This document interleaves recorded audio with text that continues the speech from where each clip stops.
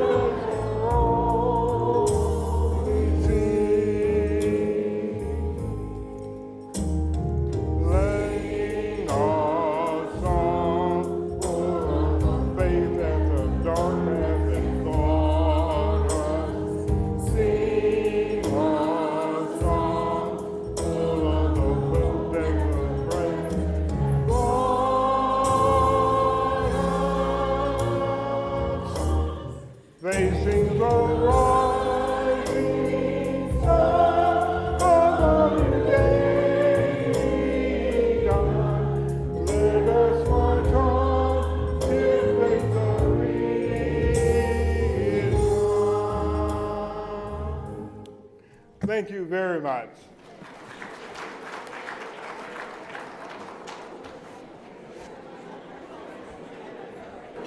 Good afternoon, Dixwell family. Good afternoon, Dixwell friends.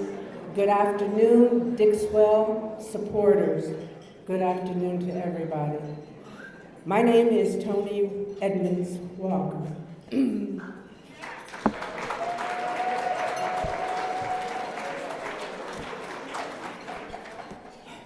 knew that was going to happen. I knew I was going to get very teary-eyed as soon as I said that.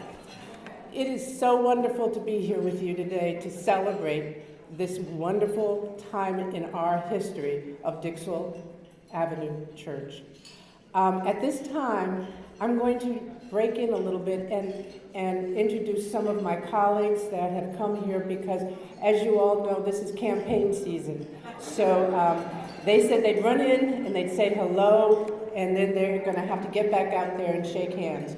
My first person I'd like to introduce, when I first started as a legislator, I did a parade, my first parade. And I went to the parade, and I was standing there, and I said, why do legislators come to parades? And so this wonderful gentleman, who was the Attorney General at that time, and who taught everybody what an Attorney General can do for the state, he said to me, you thank them for coming out. You thank them for giving their time to come out and celebrate. And that was wonderful because from that point on, I knew why we have parades, so that we can all celebrate each moment. So it is my honor and privilege to introduce Senator Dick Blumenthal.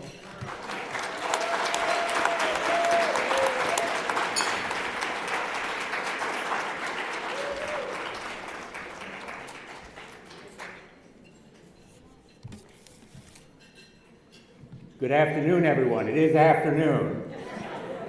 And my heart is filled with joy and excitement to be with you today, to see this absolutely magnificent gathering. And it is a tribute not only to the church, but its leadership.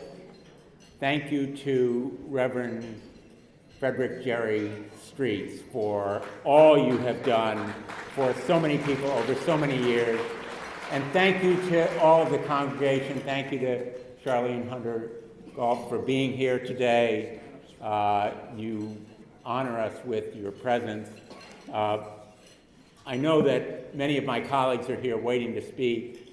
The normal saying about the senator is that it takes about 15 minutes just to clear his throat. And I'm going to try to disprove that old saying. I just want to say how grateful I am to this church on this historic occasion. It really is historic. This church has led the cause of freedom. It has provided a stop on the Underground Railroad.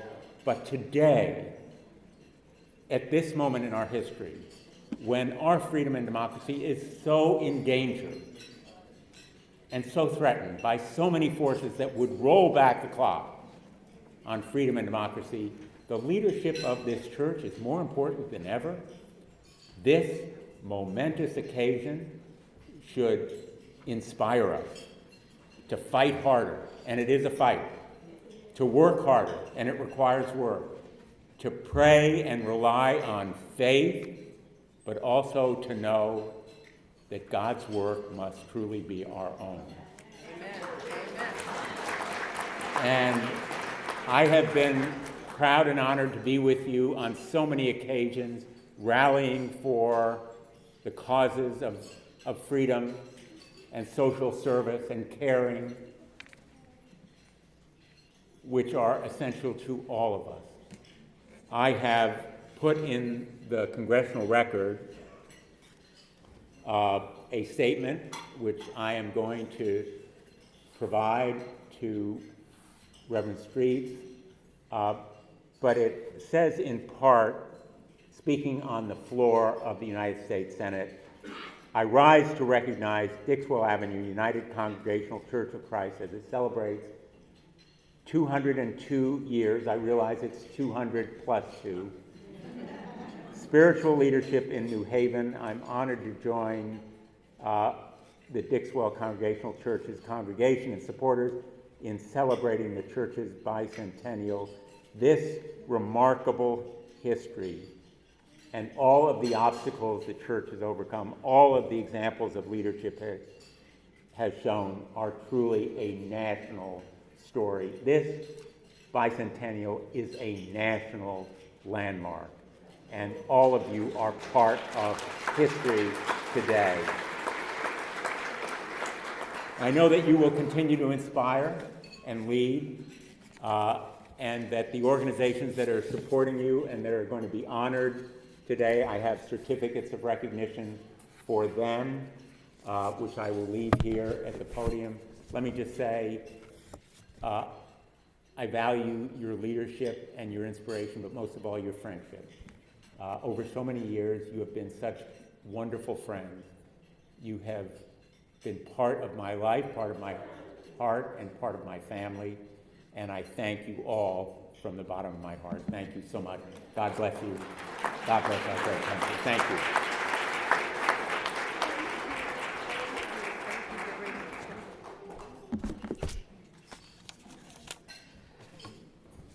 Thank you, I keep going back to Attorney General. Thank you, Senator Blumenthal, for coming with us today and celebrating this wonderful occasion.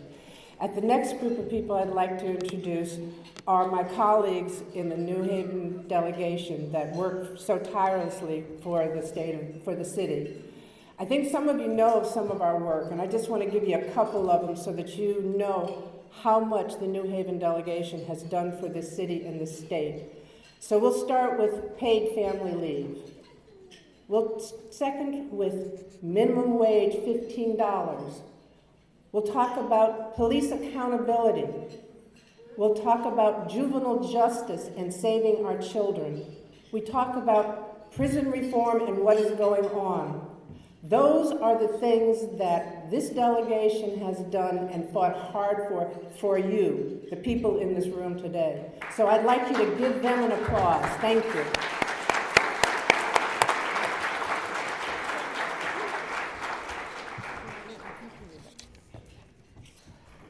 So, Reverend Streets and First Lady Annette, from us to you and your congregation.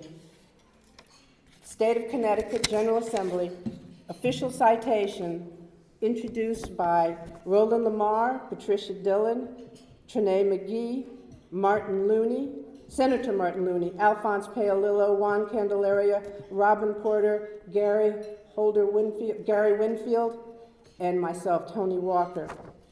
In recognition of your 202 anniversary, it is truly an honor to recognize this momentous celebration of one of the most valued pillars of our community, as you have bestowed a haven of hope upon us and countless others throughout the history.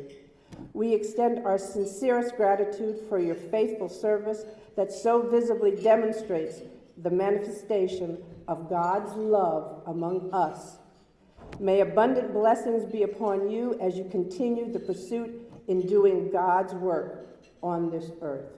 And it is signed by President Pro Tem Martin Looney, Speaker of the House Matt Ritter, and Secretary of the State. I just want to give regrets from Senator Martin Looney. He has COVID, and so he would not be able to join. But he wanted me to make sure I told you that he was here with you, heart, mind, and soul, and may God bless all of you in Dixwell Church. So at this point, I'd let some of my colleagues say a few words. Good afternoon. Good afternoon. I'm proud to be here and want to honor the faithful remnant, really, that the churches represent to us. It's very easy to take people for granted if they do well, and in times of crisis, we understand, all of us in the community, how critical they are to seeing a way forward out of hard times. I'm concerned about the future of our children. At one point, universal free lunch was held up that President Biden wanted, and Rosa DeLauro did her best, but there was a problem with the GOP in the Senate. Our children need decent food. We need to improve their reading skills. We're excited about the work that we have to do, and we're focused on that, and we need to hear from people here. But most of all, I want to thank the congregants and the church for being there as a beacon through all this time. Thank you.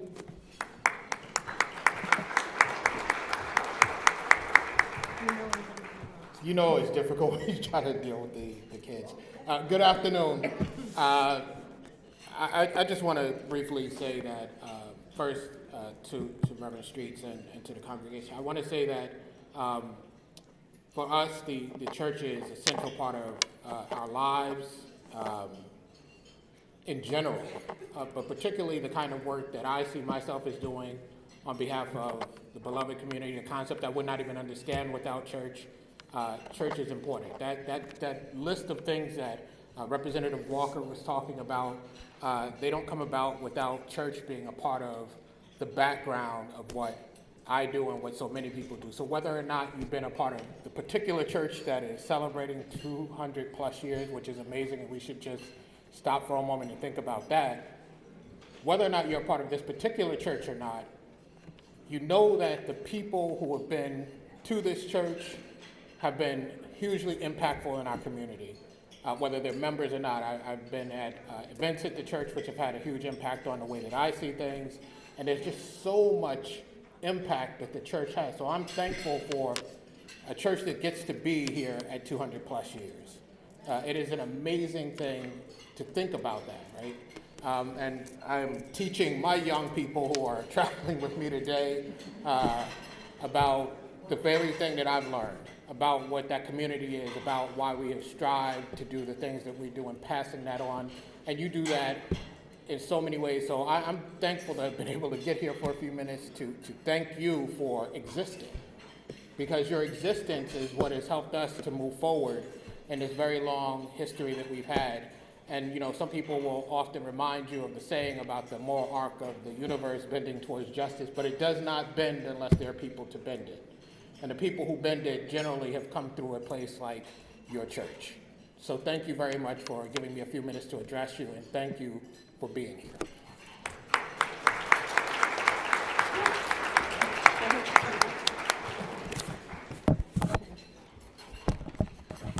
Thank you, colleagues. At this time, I'd like to also bring to the podium. So back in 1924, Dixwell Church had some land, and they said, we need to have a place where people can congregate and do activities that a family should be doing. And they donated to the Dixwell Community House. At that time, it was 98 Dixwell Avenue next to Dixwell Church, 100 Dixwell Avenue. And then Dixwell moved to 217 Dixwell Avenue, and guess what? The Community House moved along with us. So this is a partnership that has lasted for over 100 years, and they are now making their history with their continuous service in the community. So at this point, I'd like to introduce Alderwoman Jeanette Morrison. Thank you, and congratulations to the Dixwell Congregational Church. I serve as the alder of Dixwell, and I'm very, very, very, very proud to be in that capacity. I'm actually here double duty. Tony gave that wonderful introduction, and so we'll talk about the Q House a little bit later, which, again, the Q House and Dixwell Congregational, we're sisters and brothers forever.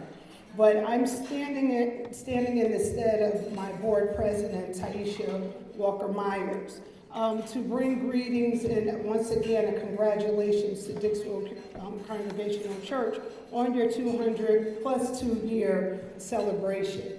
And so in doing that, I have a citation, and I won't read because the organizer said, please don't read the whole thing. We got a lot going on. And so I just will say, this is a citation from the Board of Alders presented by the full board. Be it hereby known to all that the New Haven Board of Alders hereby offers its sincerest congratulations to Dixwell Avenue Congregational United Church of Christ in recognition of your bicentennial celebration. And again, there's some really great words here, I will not go into them, as the church will hang the citation somewhere in the church where you will be able to see it at any time. And so once again, on behalf of the full Board of Alders and our Board President Taisha Walker-Myers, and our City Town Clerk, Michael B. Smart, I congratulate Dixwell Congregational Church, and I look forward to another 200 years. Thank you.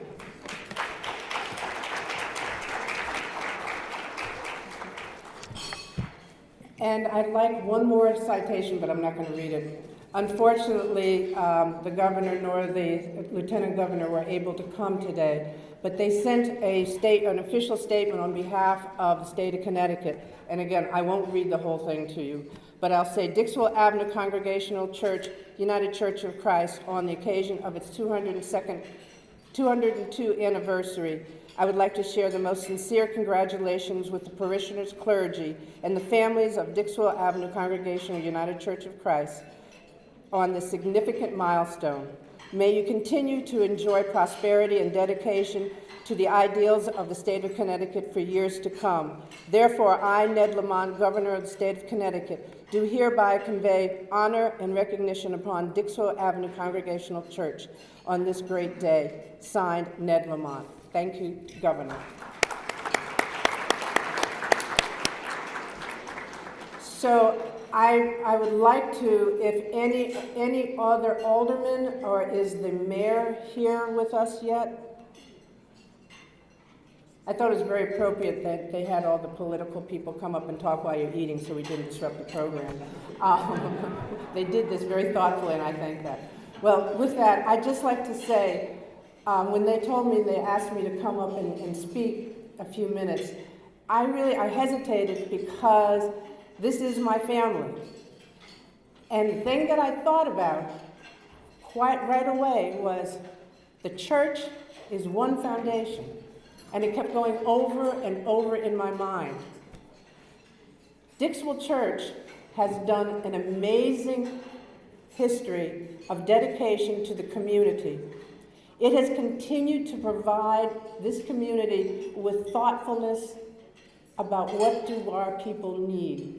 What do the people of New Haven need? I remember when I was a little girl, when I first came to New Haven, the first thing I remember was going into 100 Dixwell Avenue and going in the back with my dad. And I remember hearing this creaking noise, and all of a sudden this organ blasts loud, and this man with this deep bass voice started singing, "The church is one foundation," and it stuck in my mind.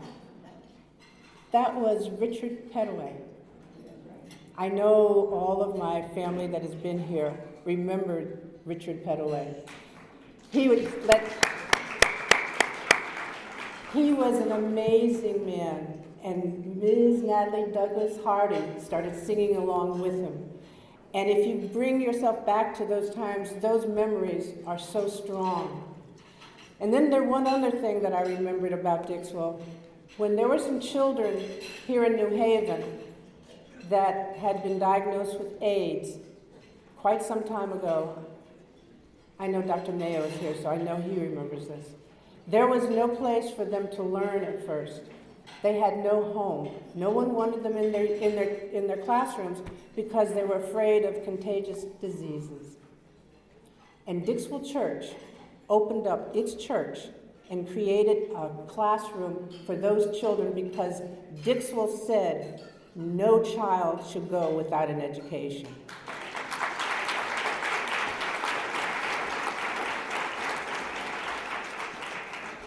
Those are my memories of why I think this church is so amazing, because it has continually done things like that. I could go on, and you can read it in the book. But understand, it is just an example for all of us to take in our daily lives. That's what we are supposed to do.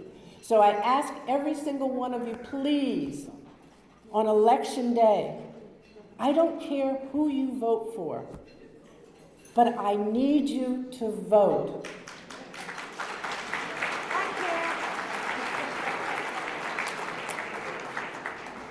Number one, New Haven needs to be on the map with the number one people voting in the state of Connecticut, because New Haven needs to be the most important city in the state of Connecticut. Number two, every woman in this room today, and we'll go through the list and make sure, you have to vote. Do not let anybody tell you what to do with your body.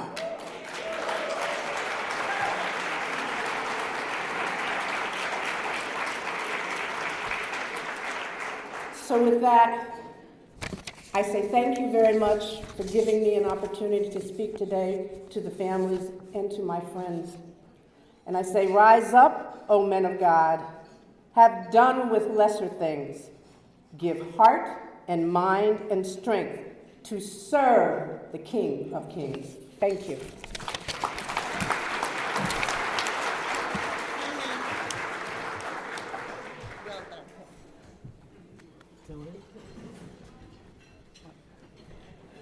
Ladies and gentlemen, we would be remiss.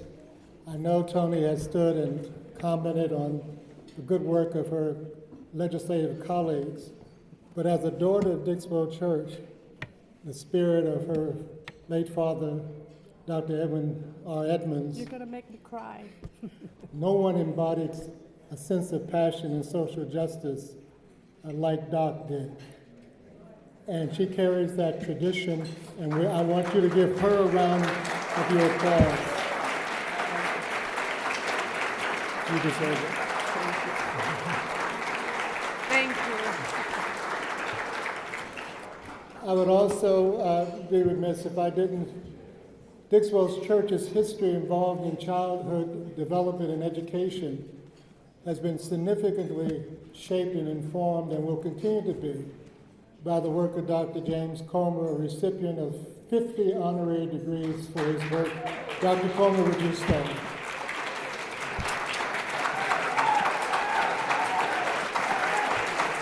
Thank you.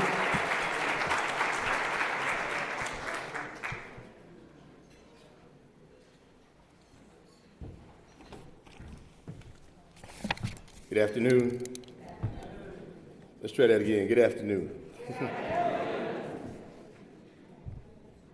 How good and wonderful it is for sisters and brothers to come together in unity. To the Reverend clergy, to Representative Evans Walker, all the elected and appointed officials, to my fellow judges, members and friends of Dixwell Congregational United Church of Christ. My name is Clifton Graves, Jr., and I'm honored and humbled to serve as moderator of this great church. For those who don't know, if I can use this sports analogy, the moderator of the church is akin to being the quarterback of a football team. The pastor, Reverend Streets, is the coach, but the quarterback's job is to help bring folks together and organize and keep them on track, and I do the best I can with this group. But but I'm honored on their behalf, on behalf of the deacons, the finance board, the missionary board, and all the auxiliaries of our church, to welcome you and thank you for coming and be a part of this great celebration as we honor this great legacy. As you've heard already, a legacy that's based on and founded on the spirit of resistance and resilience. Resistance and resilience. Resistance to the economic, racial, and social injustices that we face, and the resilience to bounce back from those challenges that we continue to face and meet on a daily basis. And again, it's akin to the words of, if you will, of the great poet Langston Hughes. America has never been America to me, but by this oath I swear, America will be. America will be. And that, in essence, captures the resilience, if you will, the legacy of Dixwell Church. I would certainly, again, thank you all, welcome you all for being a part of our great celebration, commemoration, as we continue to uphold this legacy. And as Booker T. Washington said, success has its own footprints. Success has its own footprints. So we're following in the footprints of all those who preceded us, on whose backs and shoulders we stand, continue this fight for racial, social, and economic justice in the spirit of the God who created us all. Thank you all. Have a good day.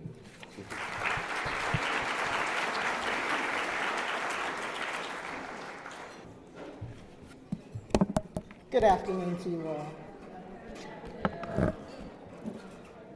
I am pleased to introduce to you the Reverend Dr. John C.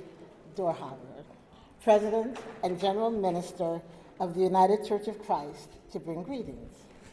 Reverend Dorhauer, author and theologian, currently serves as our 9th General Minister and President of the United Church of Christ. And I was at General Synod, which is our national convention, when he was first elected, having received amazing recommendations and accolades. His area of focus, white privilege and its effects on the church. He has challenged the church, calling on the denomination to rethink itself and to consider new ways of being the church. He is noted to be reflective, introspective, and inclusive in his thinking. Reverend Dorhauer.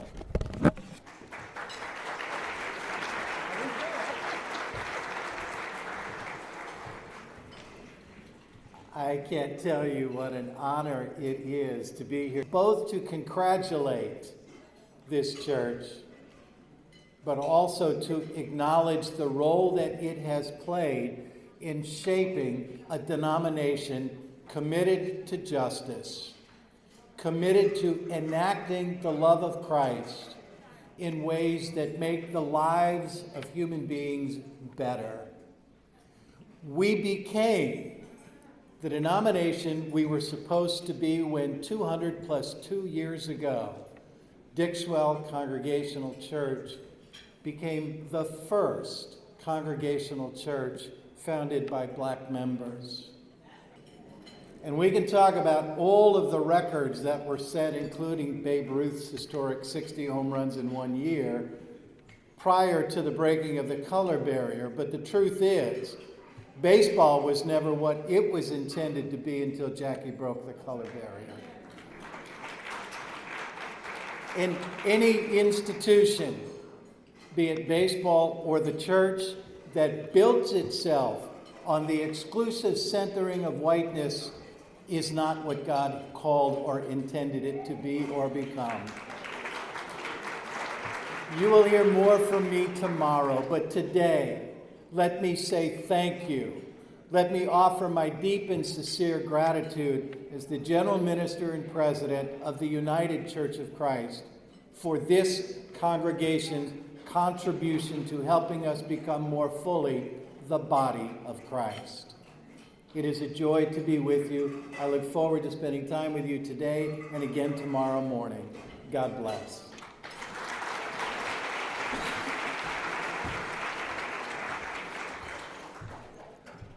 Thank you, Reverend Dorhauer.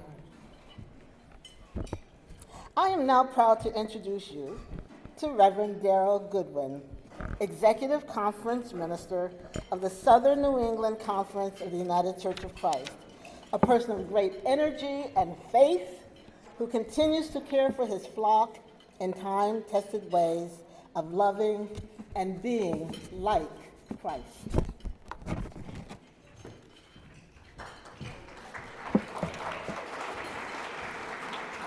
Good afternoon, people of God. It is my pleasure and honor on behalf of the Southern New England Conference's Board of Directors, our association leaders, our conference staff, and over 614 of your siblings across the states of Massachusetts, Rhode Island, and Connecticut to give a congratulatory welcome and thanksgiving to Dixwell for all that you have done, not only in the historic Connecticut Conference, but also in the Southern New England Conference of the United Church of Christ.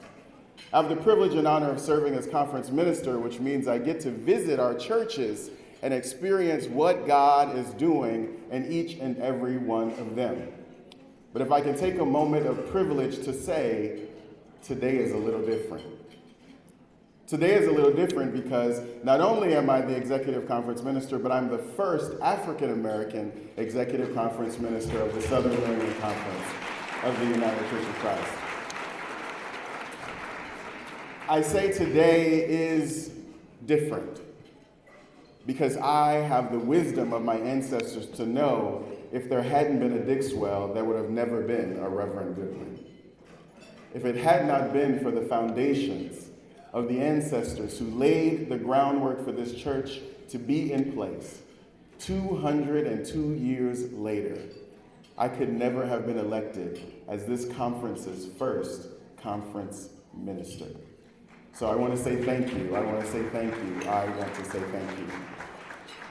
In the Southern New England Conference, we have something called the Rev Crew for pastors and churches who have made a unique contribution to who we are becoming. And so, Reverend Dr. Streets, I do have your Rev Crew hat, which I will make sure that you get before we leave.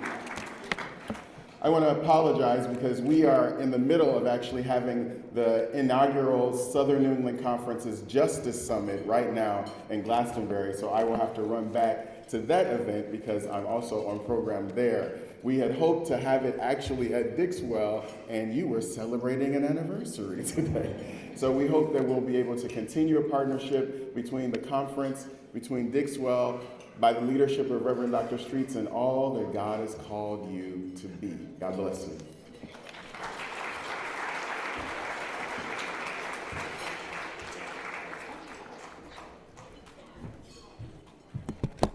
Thank you, Reverend Goodwin.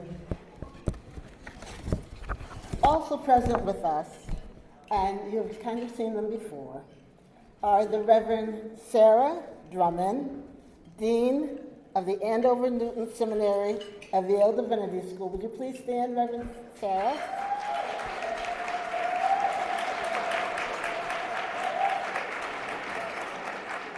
As well as the Associate Dean, Reverend Ned Parker.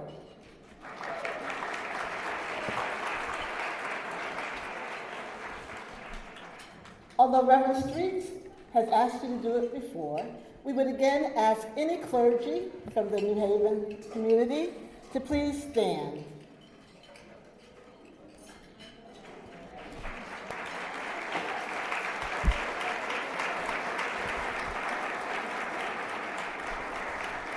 We thank you all for being here. Good morning, or good afternoon now.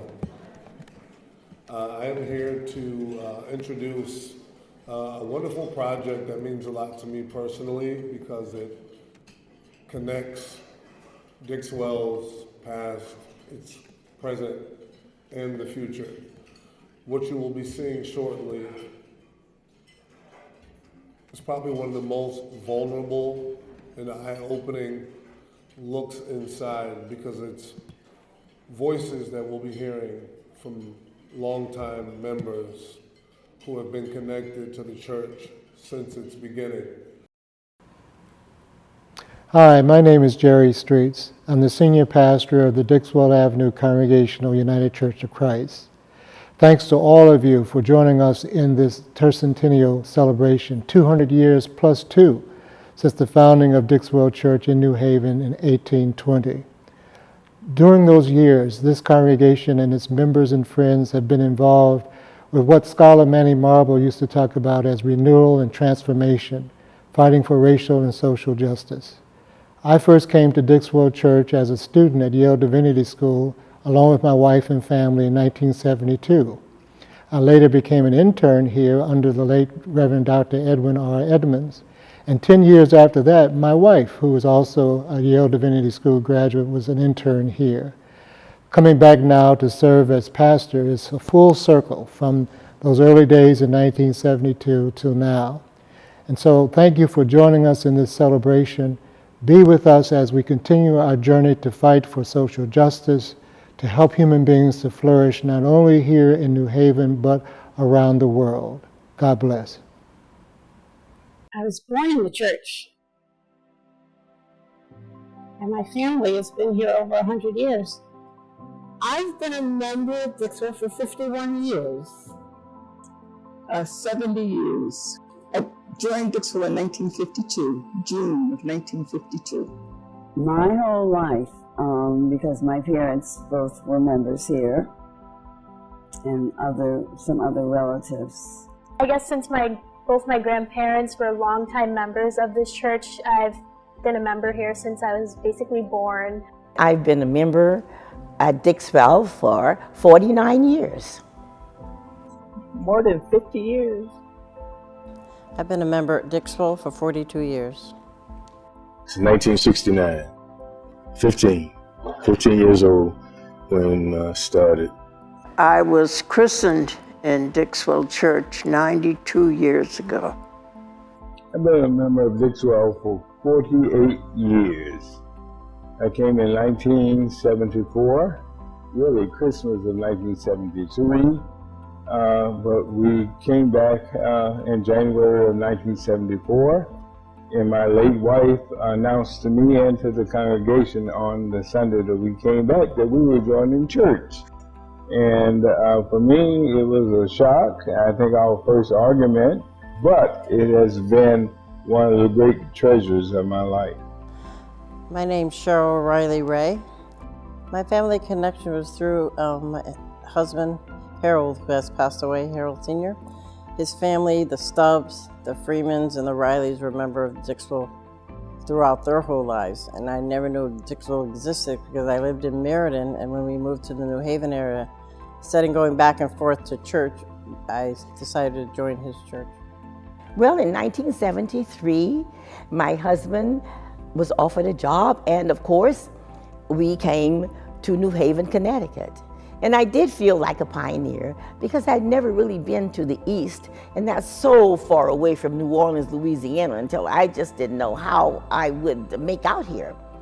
But after 49 years, I found this to be my wonderful home, my beautiful church, and my lovely family away from home. I lived in this neighborhood. I lived on the corner of Dixwell and Admiral Street for years. I lived on Charles Street, right around the corner. My grandmother, Elsie Mae Wormley, was a member here when we were kids. And then my mother started bringing us when we got a little bit older. So I've been here since I was knee-high. And always here at Dixwell. It's exciting that we've been involved in the church for over 120 years, if not more. My great uncle, godfather, Albert Singleton, is on the plaque as you enter the back door as a World War II veteran. It's just awesome. I mean, I feel when I'm here that I'm home, and that I can feel my ancestors all around me. My family relocated from Winston-Salem, North Carolina to New Haven. Because my family's relationship with then Pastor Reverend Edmonds, who was a notable civil rights leader, educator in this community, but more importantly, to my family, he was a dear friend. So Dixwell Church really became my social network in Haven. My friendships, my first friendships, relationships with folks my age, teenagers, were here at this church. Where this church is standing now, I live right down the street. It's called Gregory Street. And my mom thought that I and my siblings should be going to Sunday school. And she had a friend, his name was Ernest Saunders, and they mentioned Dixwell, which was at 100 Dixwell Avenue, right down the street from here. And we walked to Sunday school, and hence that's when I joined. A classmate of mine at the University of Connecticut, Ronald Lemire, family was here at Dixwell. And Ron and I would often be the only ones in church on Sunday morning on campus.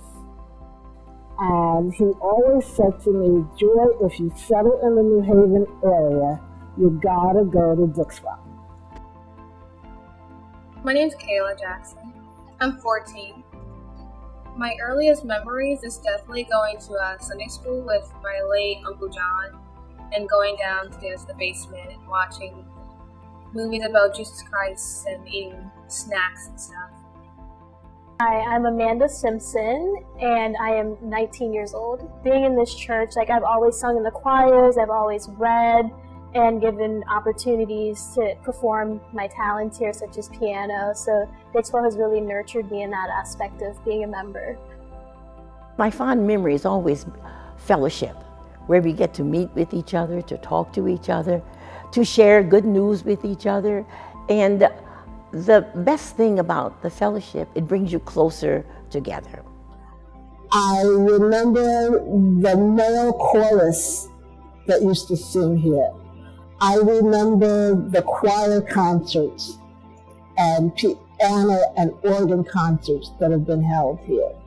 I remember bringing my children, all three of them, to the Creative Arts Center, where they did dancing and they did instrumental music and they did art and they did theater. And I remember the people that I've been engaged with here, who were true Christians. Those are my memories. For me, this was always a place of peace. So whenever I come here, I know that I am in the presence of God. My fondest memory of Dixwell is not only its members, but Reverend Edmonds would not mind children crying in church. He says, when you hear children crying, the church is growing. And one day my little 18-month-old was kind of fussy. So I brought him downstairs and brought him back up a few minutes, maybe 20 minutes later, he was sound asleep. And I had the first thing, everybody looked at me, and the first thing I said was, honestly, I didn't spank him, he was just tired. And they started laughing. Some churches, they don't want to hear babies crying. In Dixwell, we welcome babies crying because that's new life. And that new life means that there is growth that's going to happen. I think that when we look at Mrs. Sharon Esdale and what she does with our youth group and with our youth ensemble, having children perform and show their talents. It's the old school. As I was growing up as a child, it was through the church that I learned about public speaking. What about when it's Youth Sundays?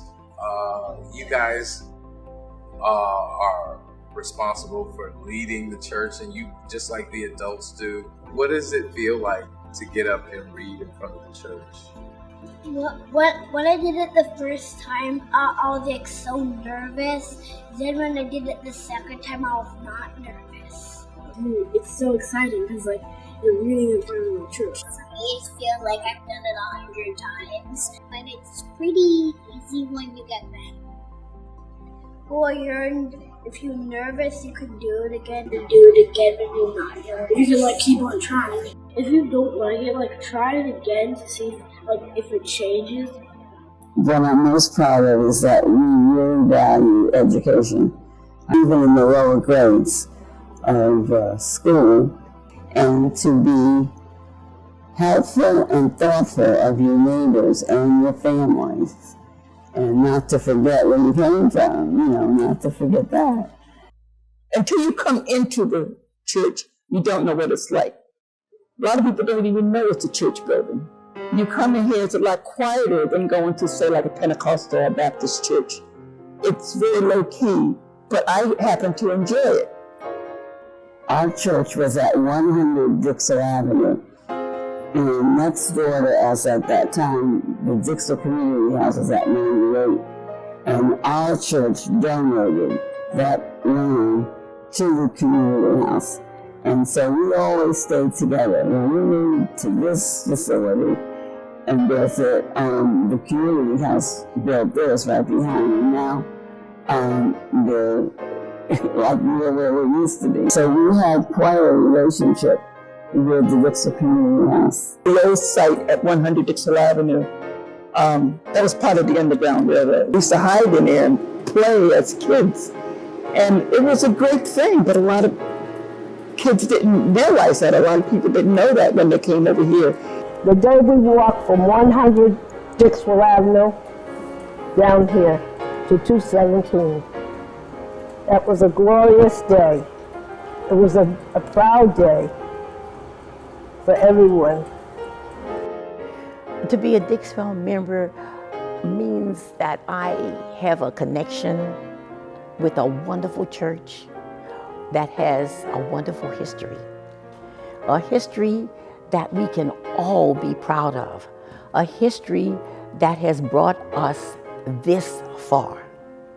We're standing on the shoulders of some wonderful individuals who made sacrifices for us to be here today. what it means to me to be a Dixwell member is to be part of the civil rights movement, you know, to be a part of an institution that has fought for civil rights for many years, and that's tantamount in my opinion. Without institutions like this, we'll forget about where the movement was rooted. If we didn't know where the wheel came from, we wouldn't have the wheel, or we wouldn't use the wheel. And this type of wheel here is vital. I think it's important that each generation understand and appreciate the legacy that's left us and how we need to build on that. There's still much work to be done. The problems of the past are the problems of the future, because we haven't really achieved quite what the people were fighting for then.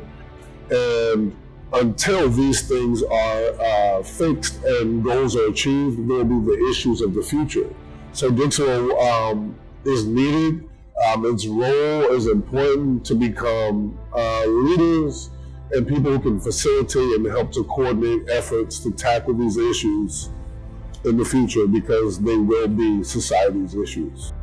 It's always been important for our youth to know their history, to know that Black people, ever since they got to America, have had to struggle and persevere. And that's been the strength of the Black church, that even in hard times, there's always been hope and encouragement and a belief in God that God will be here for us, but we have to persevere. And it's not over. We have to keep struggling and keep fighting for the next generation. Here at Dixwell, you have to think about this illustrious history that we have. There's nothing to, I know they say you can't live in the past, but the past will help you get to the future. Dixwell has inspired me to look for the connections in school that I know will nourish me and help me to be the person that I have goals to be. I thought the greatest impact to me was that we exist as a church, that we still exist. After 202 years, we still exist. And the fact that a white person and a Black group decided that Black people have the right to worship in freedom and in dignity is important. And it's important today. And that we all have, Black people, we all have the right to determine and define our destiny. And Vernon and I have really been blessed to be members of Dixwell Avenue Congregational United Church of Christ, a church where you will find love, where you will be welcomed.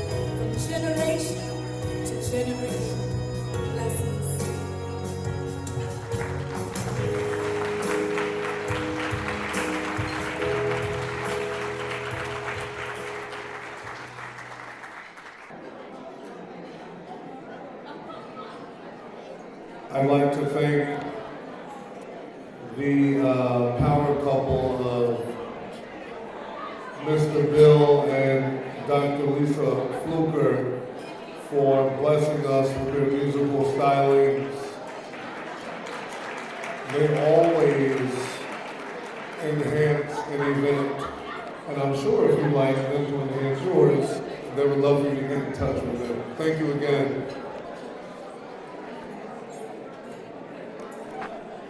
At this time, I'd like to introduce to you a community champion, a friend,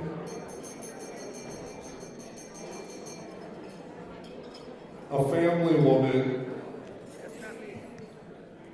and I'm pretty sure that one of her most valuable roles is that of professor and teacher. Dr. Marilyn Ford is a professor of law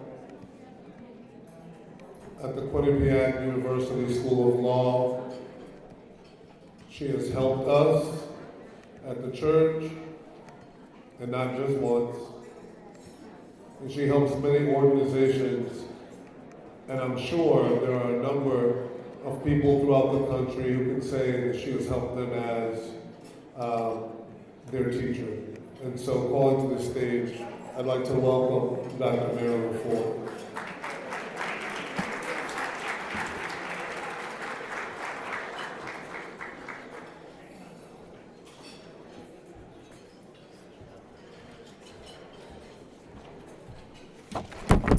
Thank you so much. So I'm here to do something that's very important. I'm here to introduce your keynote speaker. Now, it's dangerous when you invite a lawyer, a law professor, and a Pentecostal preacher's daughter to do anything. So I'm gonna go off script a second. I've listened to this wonderful program about this fabulous church. And today is all about history, it's about celebration, all the wonderful things that you've done. And you couldn't have selected a better keynote speaker to talk about history. You're talking about civil rights. You're talking about breaking down barriers. You're talking about being a trailblazer. And you're talking about doing things for other people. And the planning committee knew that.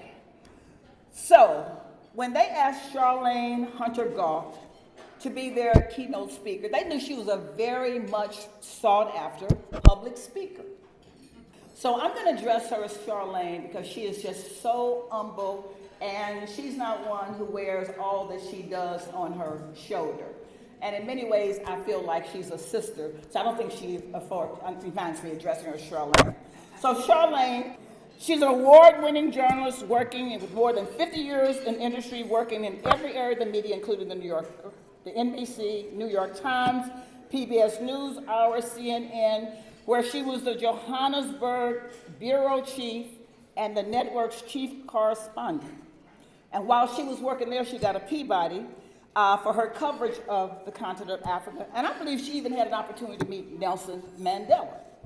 Now, after working in international spaces, Charlene has now returned back to U.S., to the NewsHour as a special correspondent, doing an unprecedented year-long series called Race Matters, focusing on solutions to America's enduring race problems. And God knows we hope she does this as successful as she's done everything else in her career. She holds more than 36 honorary degrees. She's been the recipient of numerous awards for her exemplary work. The awards include the New York Times Publishers Award for a story that she worked on detailing the life of the youngest victim of a heroin overdose. 2 Emmy Awards, 2 Peabody Awards, the first for her work on apartheid's people. And she has done extraordinary jobs, demonstrated her talent for understanding the African experience. She's been inducted in the National Association of Black Journalists Hall of Fame. She received the Black Enterprise Legacy Award. She was honored with the Washington Press Club Foundation's Lifetime Achievement Award. and she was inducted into the Atlanta Press Club's Hall of Fame. She probably didn't want me to tell you all of that, but I thought you should know just a little bit about your speaker. Now, on a personal level, Charlene is married to her handsome husband. I'm sitting right next to him, Ronald T. Gump. She has 2 adult children. One is an artist, Suzanne, and Chuma, an actor and a director. So she's had time to be a professional. She's had time to be a wife. She's had time to be a mother. She put time in her busy schedule to meet you all here today, to be the keynote speaker. So why don't we all stand and give a rousing round of applause.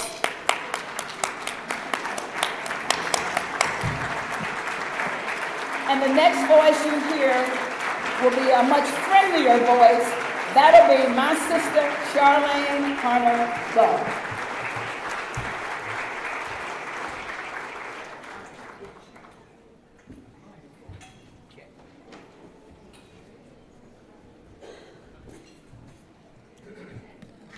I'm going to see her later because I told her not to do what she just did. You know, as all the guests on television programs these days say, thanks for having me. Indeed, I am happy to be here for so many reasons. First and foremost, it finally happened.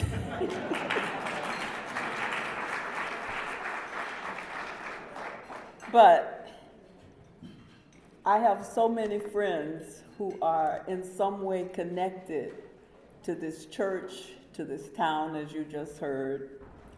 And I'm not going to mention all of those who asked me to say something about them today.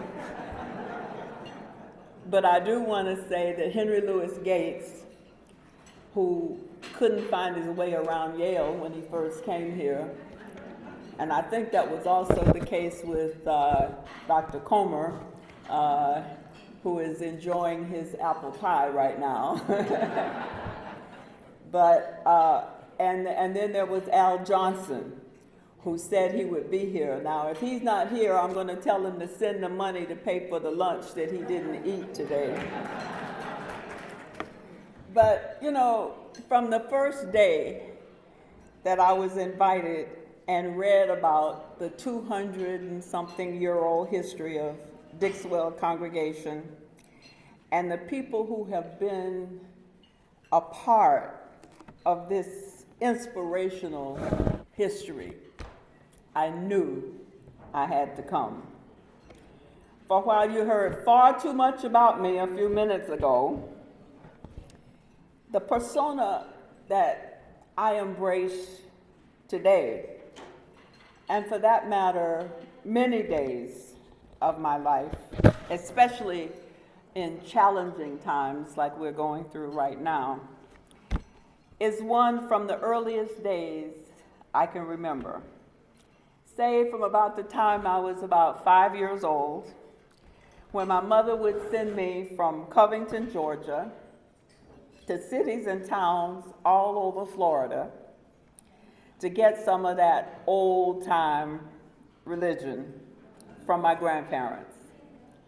My grandfather was the preacher, and some of you in here look so much like him that I was a little shaky when I walked through the room. I thought, whoa. But he was also a presiding elder.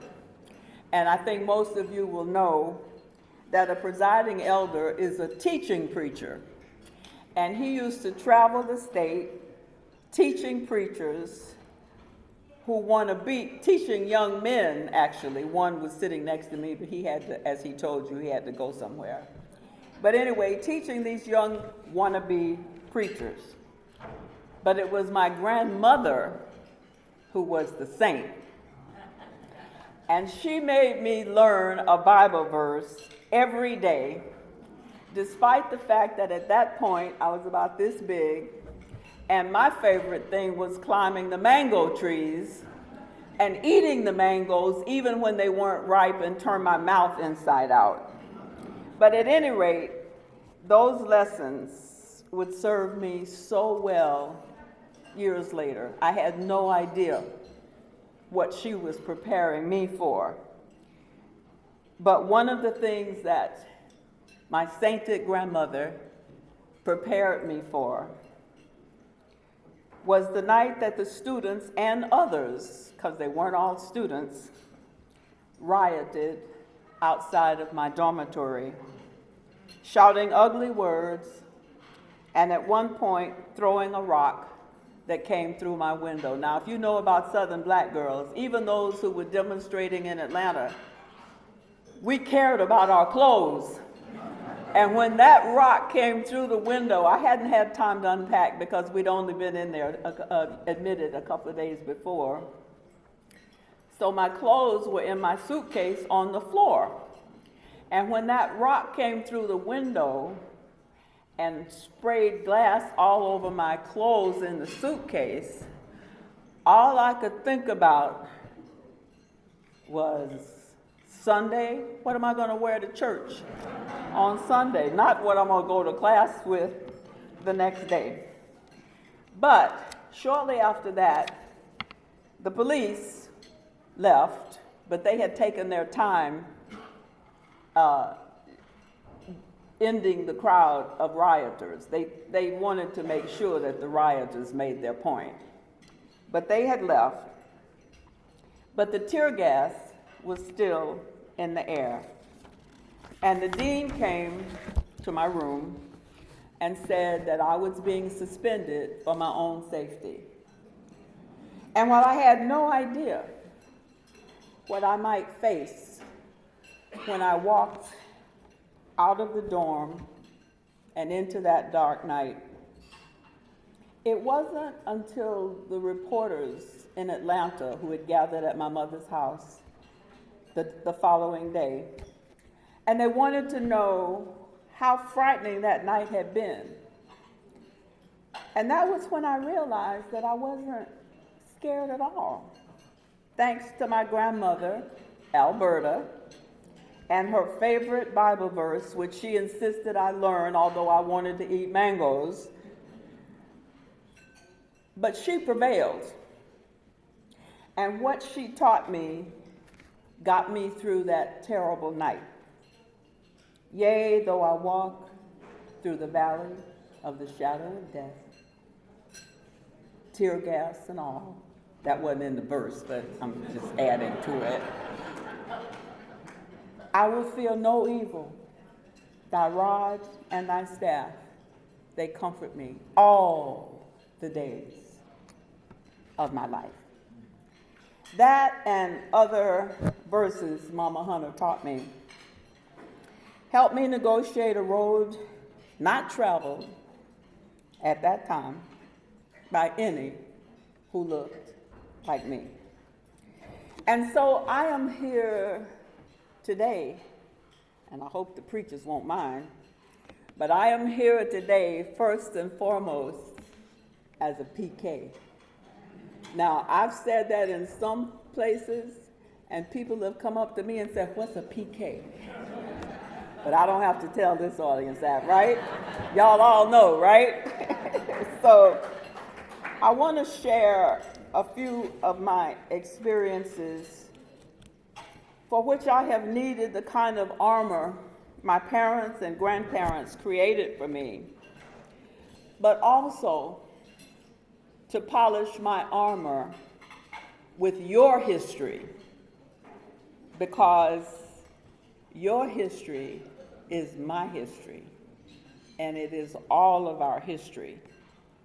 Now, part of the wonder that has shrouded my life's journey stems from the realization that you don't have to be really old and decrepit to have been and to be an eyewitness to history, or for that part, to be a part of history.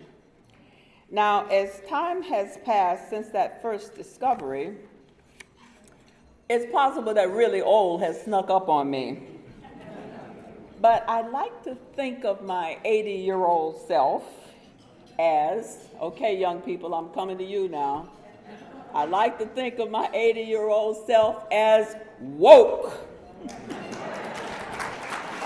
I be woke. Right, Ron? That's my husband. He's looking at me a little funny right now, but anyway. But the history I was taught and have witnessed began when I was still very young and not woke, but yet it continues to this day. And I also consider myself fortunate to be in a profession that has allowed me to contribute to what has been referred to in the past as the rough draft of history. Much of my focus, as you will see from that book, has been on justice and equality. Two stand out. One in which I was a participant and observer, and the other in which I was a very passionate observer.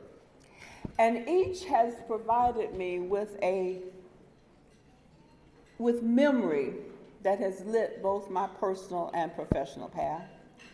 And each has enabled me to see both the promise and the possibilities of peaceful, nonviolent revolution, as well as the challenges that call for constant engagement. Someone here today said you got to vote, and yes, indeed, we got to vote. That's why we're going to rush back to Florida where we vote at the end of this month.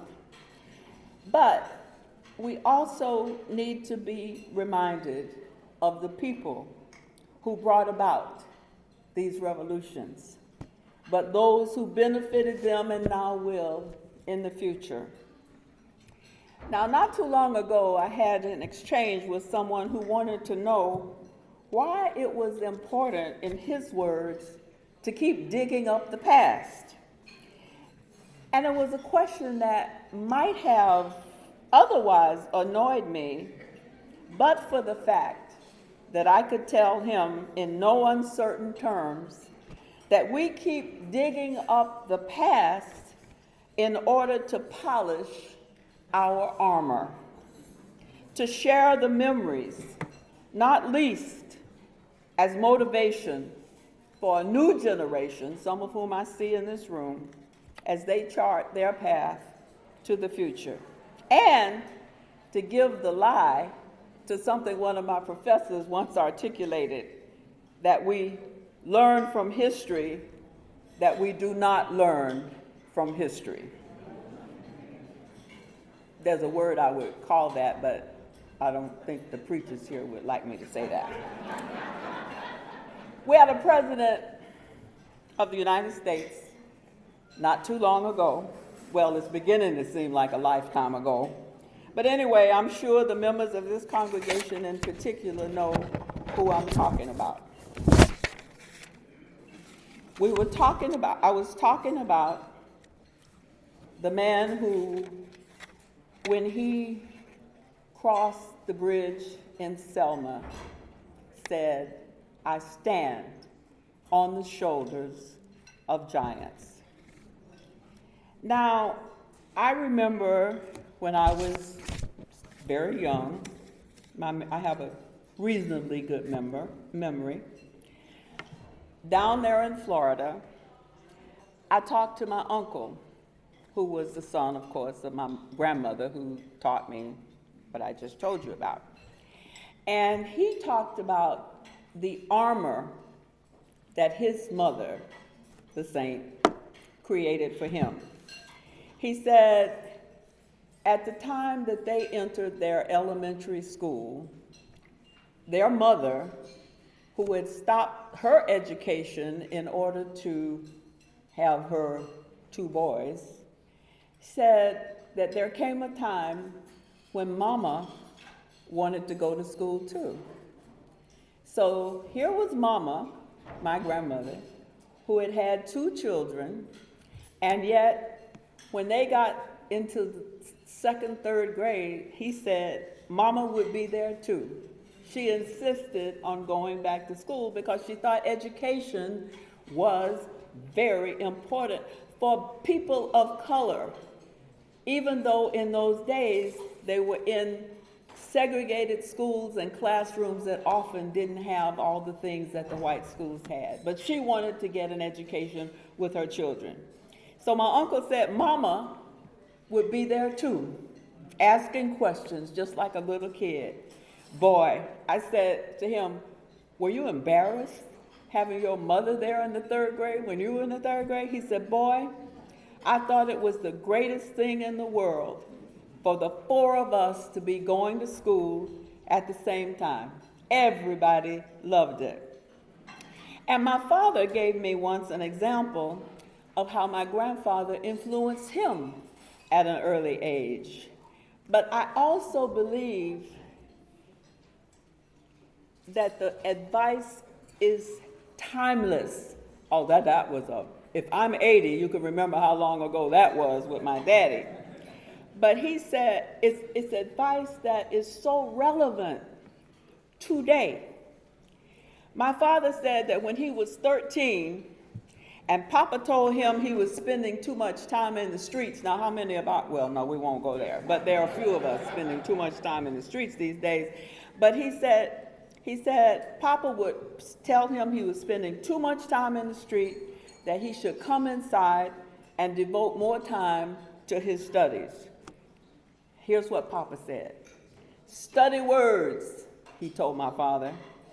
If you master words, one day you will walk with kings and queens. That's when my papa was this big, my father. And there came a time, many years later, when exactly that happened. It was during World War II, when my father, like so many black soldiers, were serving their country, and their country wasn't serving them, but still they believed in what this country was supposed to stand for. So there was my father in Jerusalem during World War II, when he met King George VI and Queen Elizabeth. One day his father told him, you will walk with kings and queens. You see how smart you all are, Reverend? Are you that smart? Of course you are. That lesson got passed on to me. And there came a time in my very young life when I myself became a queen, thanks to the efforts of people in our segregated community who, when they couldn't give us first-class citizenship, what did they give us? They gave us a first-class sense of ourselves. I mean, when as soon as I could read, my grandmother, who read 3 newspapers, this is the other grandmother, who was also a saint, she read 3 newspapers a day. And when she would finish with the section that had the comic strips, she would hand them to me. And I learned to read at an early age. When I learned about the comic strip character, Brenda Starr, a journalist who reported on people all over the world. I was about 5 or 6. I could read. And when I told my mother that I wanted to be like Brenda Starr, instead of telling me that that was not something little black girls do, she said simply, and my mother was very understated, she said, oh, well, if that's what you want to do. How inspiring was that to me? Very. Because nobody in that town who didn't look like us would have said that I could one day be Brenda Starr. One of the ways they supported me, my mom, my grandmother, and my other family, was to hold a fundraiser once a year to make up for ways in which the all-white school board treated the one black school in Covington, Georgia. We got the hand-me-down books from the white schools, often with pages torn. We had no cafeteria, but they had a little something in the basement where you could buy a pigger sandwich for lunch. Now, some of you might still like pigger sandwiches, but they are not the most, what shall I say, Ron? Huh? My husband always helps me. They were not the most nutritious. Okay. But even under those conditions, our people made a way out of no way. They held a fundraiser that found parents and other supporters going around the Black community soliciting funds to make up for the deficits caused by the white officials. And the child of the family every year that raised the most money would be crowned king or queen. Well, one year, when the winner was announced, as I once wrote, I could hardly believe what I was hearing. Our new queen this year is Charlene Hunter. My mother and grandmother had raised $113, some of which came from my uncle's girlfriends in different parts of the city, who I don't think knew each other, otherwise my uncle would have been dead. But that night, as the queen, I was awarded a bull of a watch and a diamond tiara. And while I like the watch okay, I love the diamond tiara. So much so that I wore it every day until I was teased so badly by my classmates that I finally took off the tiara. But the notion that I was a queen took up residence in my head and was still there many years later when I walked onto the campus of the University of Georgia and crowds of white students were yelling, and it's a word I don't use, so I'm gonna say it rhymes with bigger, and it starts with an N, and they were saying, "N, go home." I looked around for who they were talking about, because I knew it couldn't be me, because I was what? I was the queen. My husband may say differently, but I think I still am. And so I was able, from those early years under segregation, under those early years, I was able to keep on keeping on, and no amount of ugly screaming was going to turn me around. That day was, of course, made possible after almost 2 years of litigation by a team of lawyers: Donald Hollowell, Horace Ward, the newly minted Vernon Jordan, and, of course, your own Constance Baker Motley. Now, you know I'm sure you know, and if you don't tell me you don't know, but I hope you know her history and all of the things that she did. And I don't have to tell anybody in this room who is responsible for Ketanji Brown Jackson sitting where she's going to be sitting very soon.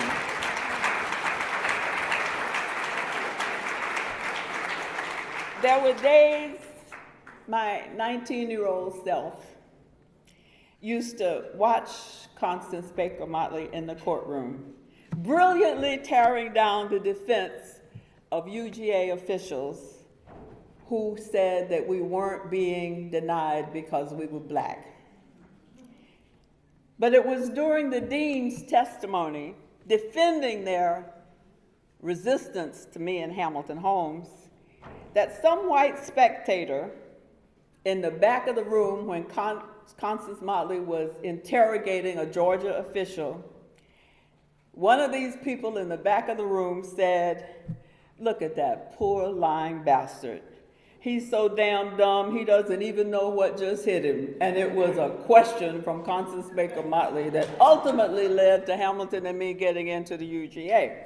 But throughout the week, Attorney Motley was totally focused on tearing down the university's devious defense, and that didn't include interaction with me on the part of Constance Motley, because who was I? I was just the protagonist.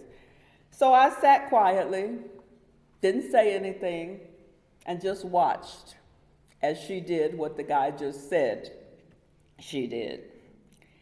But at the end of the week, I had testified, and I asked our lawyers if I could go back to Detroit and get in on the last of the fraternity and sorority. Remember, I was 19, right? I wanted to be part of the party. And the party was happening at Wayne State in Detroit. So that's where I wanted to go. Our lawyers, including Constance Motley, said it was fine for me to go. But when they asked the counsel for the state, the answer was no. After court adjourned that day, I lapsed into a funk so strong, it was casting a shepherd's shadow from my own. I walked to the car and I slumped down in the back seat, funk in tow. A few minutes later, Mrs. Motley slid into the car beside me. The first thing she did was take off her shoes. And I thought, she had a problem though with water retention. And having stood all that day, taking those guys apart, she was having serious problems with her feet. So I was startled because she had never said anything to me. I was startled when she spoke to me. And she said, without anything from me, because again, I'm sitting over there with a funk, and I don't expect her to talk to me. And she said, I know how you feel. And she said it in a voice more tender than I had ever heard from her. You do know how I feel? I asked in disbelief. Oh yes, she said warmly. My husband and 8-year-old son, Joel, are back in New York.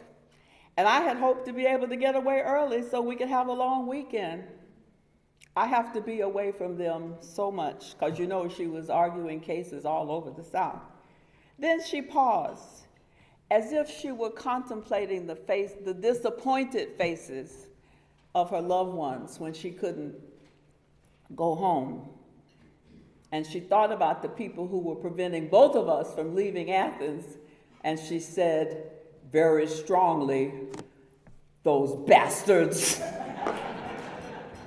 I instantly forgave every slight that I had experienced from Attorney Motley. Here was a woman who was systematically making mincemeat of those bastards, now emphasizing with the crushed feelings of a 19-year-old in a way so tender as to have been unimaginable. I was so moved by this moment of connection that I almost got over my funk, except that I didn't want to abandon the mood we were now so intimately sharing. Thus, when I graduated from UGA and entered the professional world, though I had a lot to learn about my profession, as well as about racism and sexism in the professional world, even up north, or given its history with racism, I say up south, I walked in wearing my crown and my suit of armor, and I entered the fray with confidence that I would be almost as good, if not better, than anyone in my field.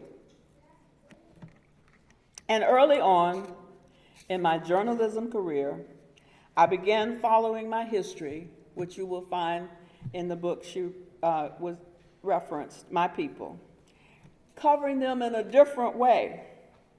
Just one of the many byproducts of those values passed on to me at an early age. And as I indicated earlier, while my first role model was the comic strip character Brenda Starr, which, by the way, speaking of sexism and racism, the person who created Brenda Starr was a woman, but because of discrimination against women in those days, they had to say that it was written by a man. Anyway, we found out later. But at any rate, while the comic strip character was my first role model, Brenda Starr, our segregated schools made sure that we knew about real-life Black journalists like Ida B. Wells. I spent the next 60-odd years of my professional life trying always to portray my people, as well as other people, in ways that Ida B. Wells would have, in ways that were recognizable to themselves. From Watts to the West Bank, Berlin to Baghdad, South Africa, where we spent 17 years, my husband and I was covering the development from apartheid into a multiracial society. And like ours, its democratic promise, which started off under Nelson Mandela, who's on the cover of my book with me, at any rate, it started off with a constitution that was even broader than ours here in America. For one thing, it became the first country in the world to provide constitutional protection to LGBT people, disallowing discrimination on the basis of race, gender, sexual orientation, and other grounds. But South Africa, too, today, is being challenged, not least because, as in our own country and others, the poor are getting poorer, especially our people. But the hope I have in my heart and head at 80 derives from the roads I've traveled.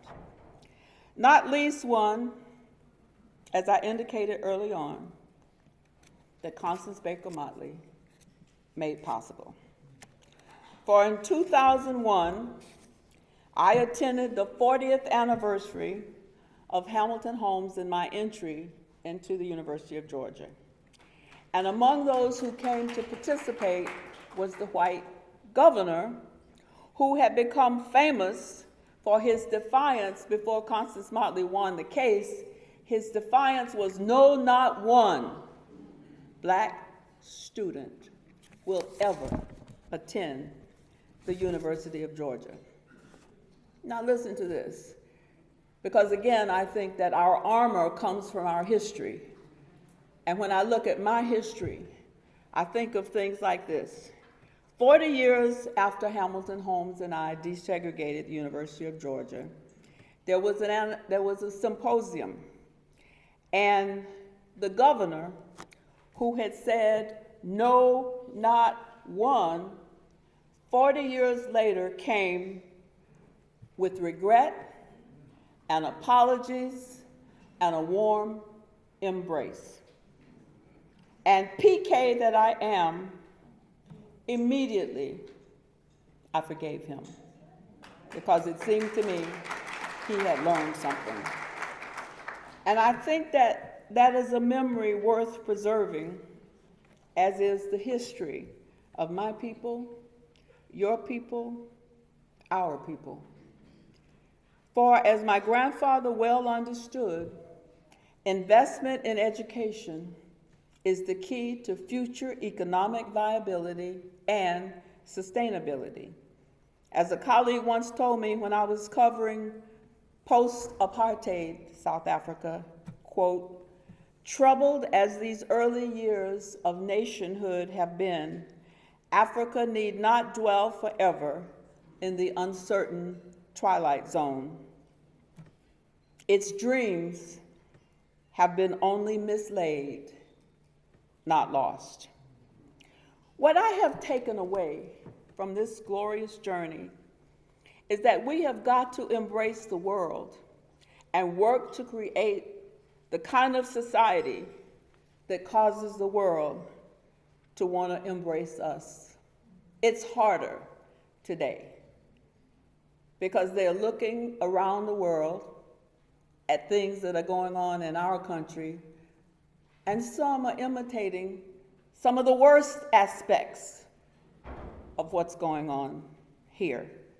But throughout my lifetime, we want to create the kind of society that keeps the discouraging words that we hear today about our history, and more recently about immigrants, which, as you all know, was sent to where we live in the summer, Martha's Vineyard, And despite what I think the person who sent them there intended, they were warmly received.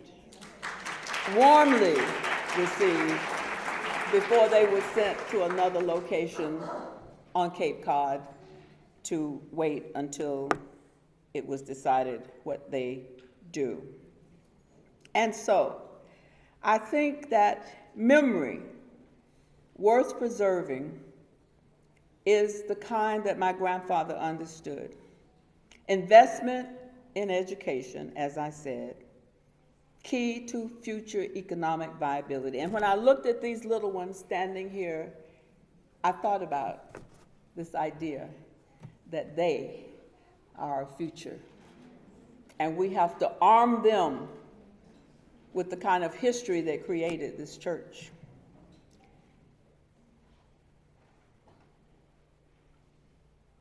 What I was told, what I have taken away from this glorious journey, is that we really do have to create the kind of society that will make others want to follow our lead.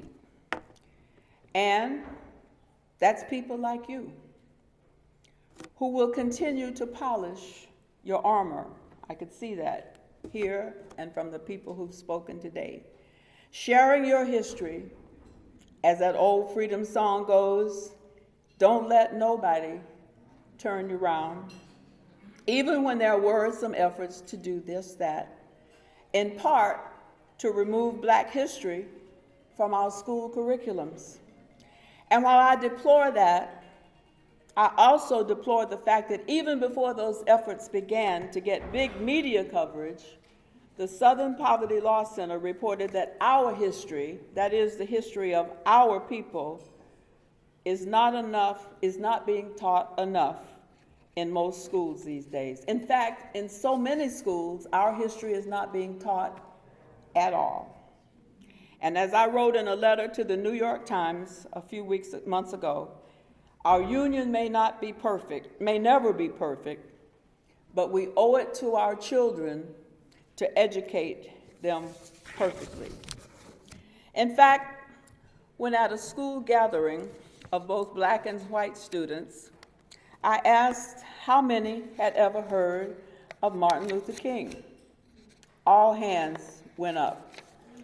How many have ever heard of Rosa Parks? A few less. And none when I asked about Brenda Travis or Diane Nash or any of the other young people close to their own age who put their lives on the line so that all God's children could be judged by the content of their character and not by the color of their skin. And I also have to say that I really get upset when I hear people generalizing about race. I have to remind them that white people, when they say white people this and white people that, I say, have you ever heard of Michael Schwerner? Have you ever heard of Viola Liuzzo? Have you ever heard of the whites who sat with John Lewis in Washington, D.C. before they went on a journey to desegregate the interstate bus lines, and they all signed their wills, Black and white together, because they had no idea what they were facing? Not long after the election of 2016, I spoke to a group of young students in an after-school program created mostly for Black kids who needed a place to go until their working parents got home.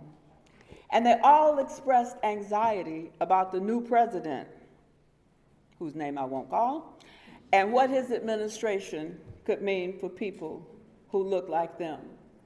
Some told me they even cried when they heard who had actually won the election. But I told the students that, to be sure, there were going to be challenges, but there were lessons that their history could teach them that would teach them how to make a way out of no way. It may be hard for them to imagine the experience of Brenda Travis, who at 15 years old joined protesters in Macomb, Mississippi, over the objection of the civil rights leaders who were worried about the ethics of taking young activists out of school. But Brenda Travis sat in a segregated bus station where black travelers had to use the back door, and she was arrested and incarcerated. But Brenda and the other young people fighting at that time eventually saw justice done. I told them the journey many of these young people traveled and about the need to know their history so that now, and as they age, they can embrace hope and erase tears and fears and contribute to a more perfect union.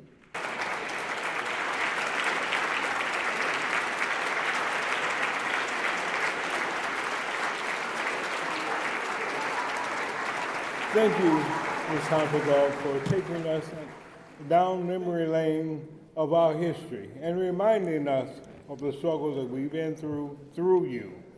But rejoicing at your triumph entry to the University of Georgia, but also in celebrating your life because you've shown us, as with all of our Dixwell members and all of our friends here today and worldwide, that through any trouble that you shall survive, and you did. And today you reminded me, you reminded people my age, because I'm only 16, but you reminded other people who have not reached our time in life about what the struggle was all about and what the struggle is all about, because the fight must continue. So we want to thank you again for just delivering those sweet words, but those, the food for thought and the food for us to carry on. Thank you very much.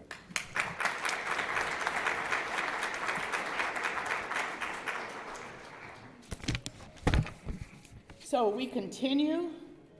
We are grateful, as Ms. Charlene Hunter-Gault said, this was a long time coming, and we are eternally grateful to be able to complete the mission that we started, to really be able to celebrate and give honor to God and to all of the people before us and to the people who stand with us now.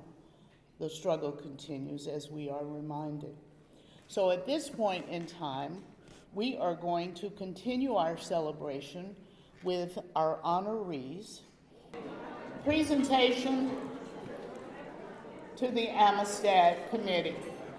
Presenting the award is the Executive Director of New Haven Legal Aid, presenting to Kai Perry, the President of the Amistad.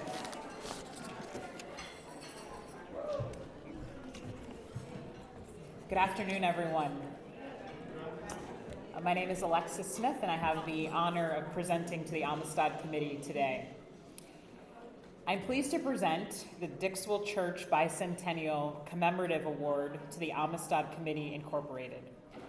Dixwell's relationship was forged in 1839 when Simeon Jocelyn, Reverend Amos Beeman, and members of the congregation cared for the Amistad captives and defended their rights as human beings instead of human cargo. Thereafter, Dixwell Church increased the human capacity and the establishment of the American Missionary Association and the establishment of historically black colleges. The Amistad Committee was reestablished in 1988 by Alfred Martyr, Reverend Peter Ives of Center Church on the Green, and Reverend Dr. Edwin R. Edmonds of Dixwell Church. The committee has set forth a path from which there is no turning back, no retreat, only advancement. Your citation reads, "To the Amistad Committee for your consistently courageous acts in seeking emancipation and defending freedom for the continuous captives in our society, for creating monuments in witness and celebration of our victories, for opening our eyes and minds to understanding our accomplishments, and creating new and infinite possibilities. For our mutual role as community leaders and our shared history, the officers and members of Dixwell Avenue Congregational United Church of Christ present this citation with our thanks, admiration, and continued support.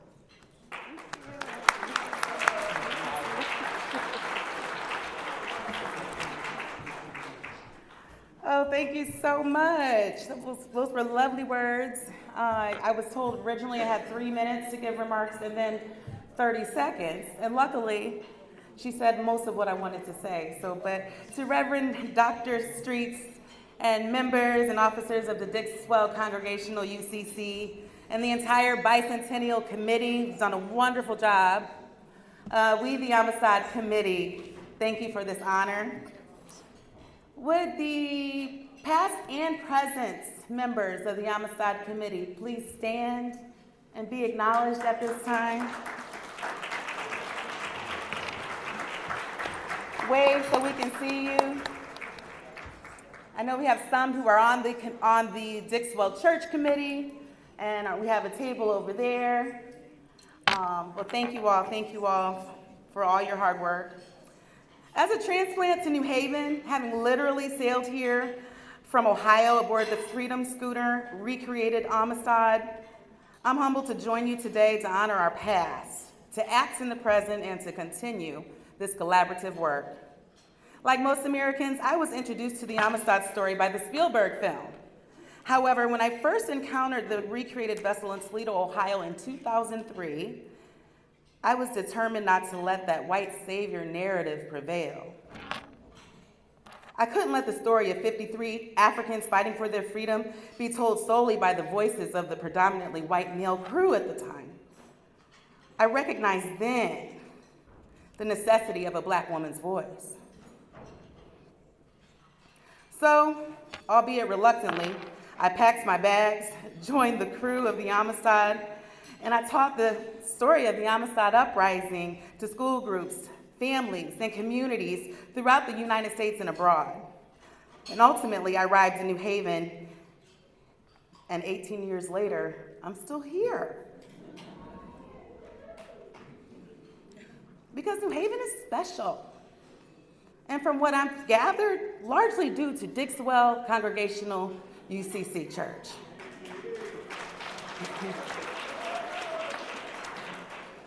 Over 183 years ago, leaders of Dixwell became the founding members of the original Amistad Committee, established in 1839. This mission of telling the Amistad Africans' story and their fight for freedom has changed my life, whose freedom would not have been possible without Dixwell UCC 200+2 years ago. So I'm honored and humbled as president of the present day Amistad Committee to have Dixwell's guidance and partnership in our ongoing fight for racial and social justice. 200+2 years later, in the words of the Amistad Committee founder, community activist, 100-year-old living legend, Al Martyr,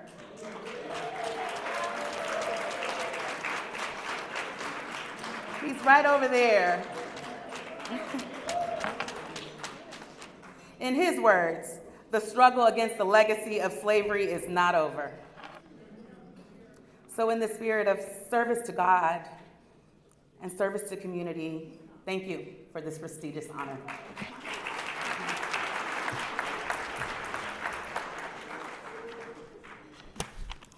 Our next award to the Dixwell Community House, the Q House, is being presented by Ms. Rochelle Thomas on the science faculty, the advanced placement classes in science at Hill House High School, to Mr. Henry Fernandez and the Honorable Jeanette Morrison.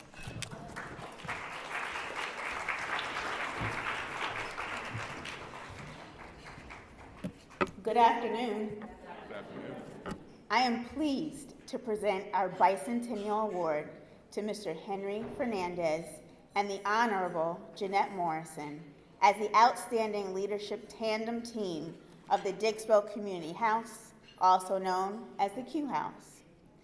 Founded in 1924, the Dixwell Community House has provided a largesse of programs and services which were an outgrowth of the programs and the initiatives of the Dixwell Congregational Church under the leadership of the late Reverend Edward F. Goyne and the congregation's plan for community betterment. Dixwell Church provided the land for construction of the original building, and members served on the board of managers. The institutions have been next-door neighbors for nearly 100 years and have served as strong anchors in the Dixwell neighborhood and the city of New Haven. Their citation reads, "To the Dixwell Q House, for your near century of existence, service as an oasis of mental, physical, and character development for New Haven's youth and families, honoring our common origin, our special relationship as lifelong neighbors, our shared history, and your abiding excellence in our neighborhood and our community. The officers and members of Dixwell Avenue Congregational United Church of Christ present this citation with our thanks, admiration, and continued support."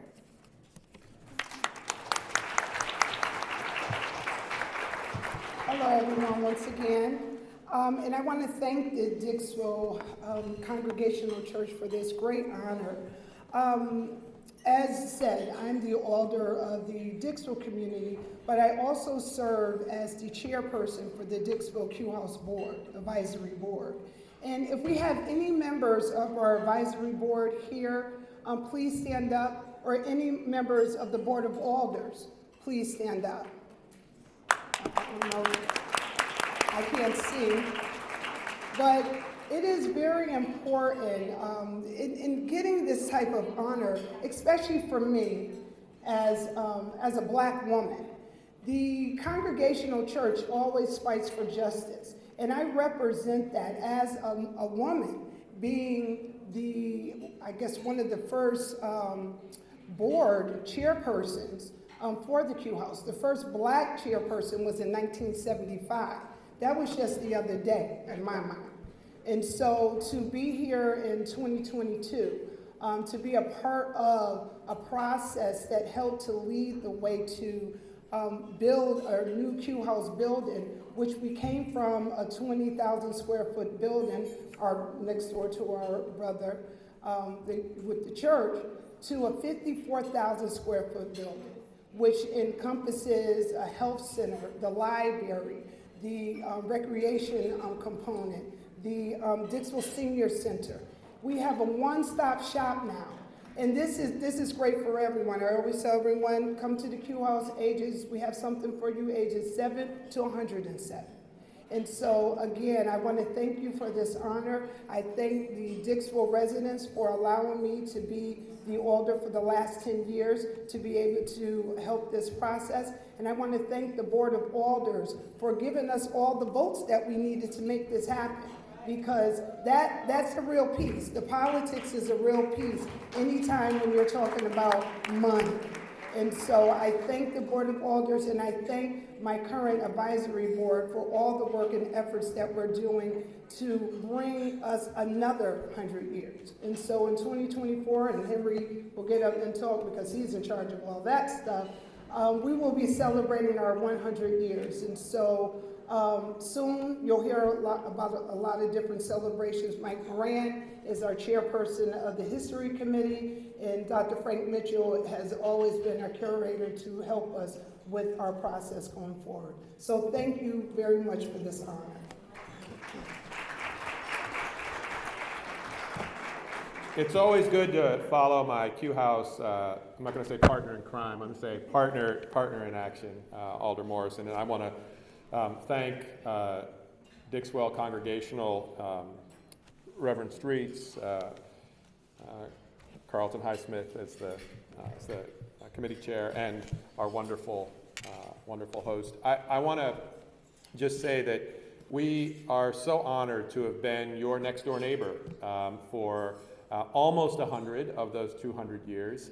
We, as Alder Morrison said, will be celebrating our very short centennial in 2 years, and so you're all invited. I also want to make sure, because it is my job to try to get people to fully embrace our new Q House, that on Wednesdays from 3 to 6 for another month, we have the farmers market outside the Q House, and everyone needs fresh fruits and vegetables, so come to the farmers market.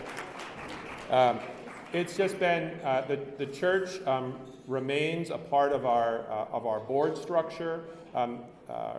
The members of the church continue to use the space. Our plaza will be honored to host some of your events over the next week. We're just so excited to be a part of the community that you have built, and really to be your 98-year-old grandchild. We're just honored to be here and to take to receive this award.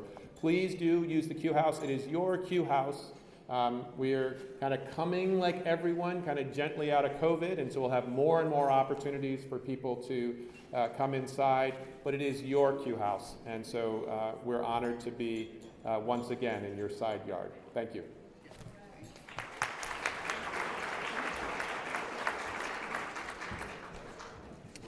Our next honoree,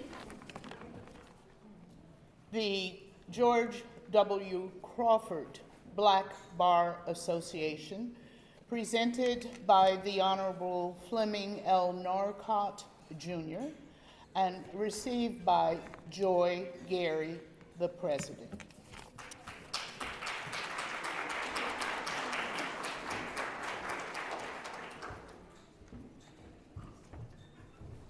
Good afternoon.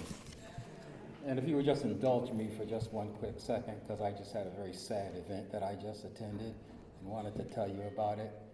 It was an event where a gentleman during the entertainment portion was doing a Simon Says presentation, and he grabbed his heart and said, "Someone help me," but nobody moved.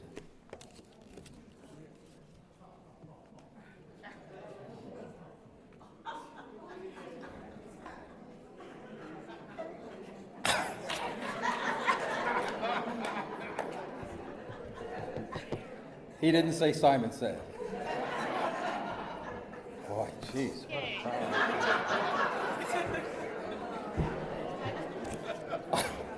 Okay.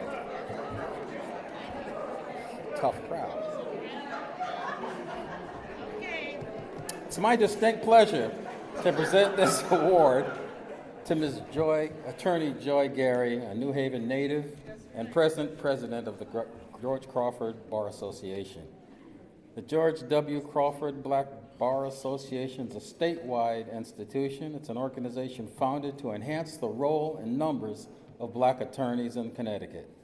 The organization is named after a New Haven attorney and former Dixwell church member George Crawford, who was a trusted attorney who helped many in the community with wills and trusts, real estate transactions, and other important legal matters.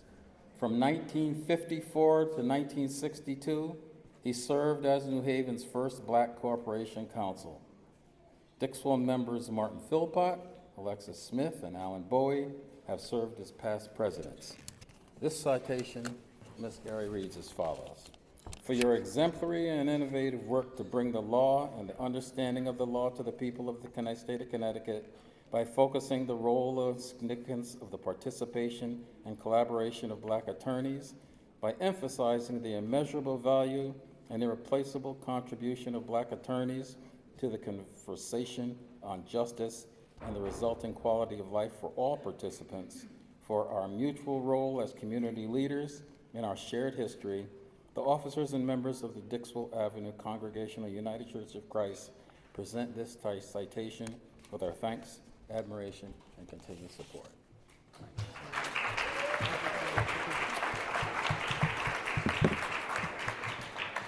Good afternoon, everyone. Thank you, Justice Norcott, for that beautiful introduction and citation. It is an honor to be here before you, receiving this award on behalf of the George W. Crawford Black Bar Association, honoring our organization's long history with the Dixwell Avenue Congregational United Church of Christ. On behalf of the Crawford Black Bar Association, thank you for this award and honor. And congratulations to the Dixwell Avenue Congregational United Church of Christ on its Bicentennial +2. Thank you.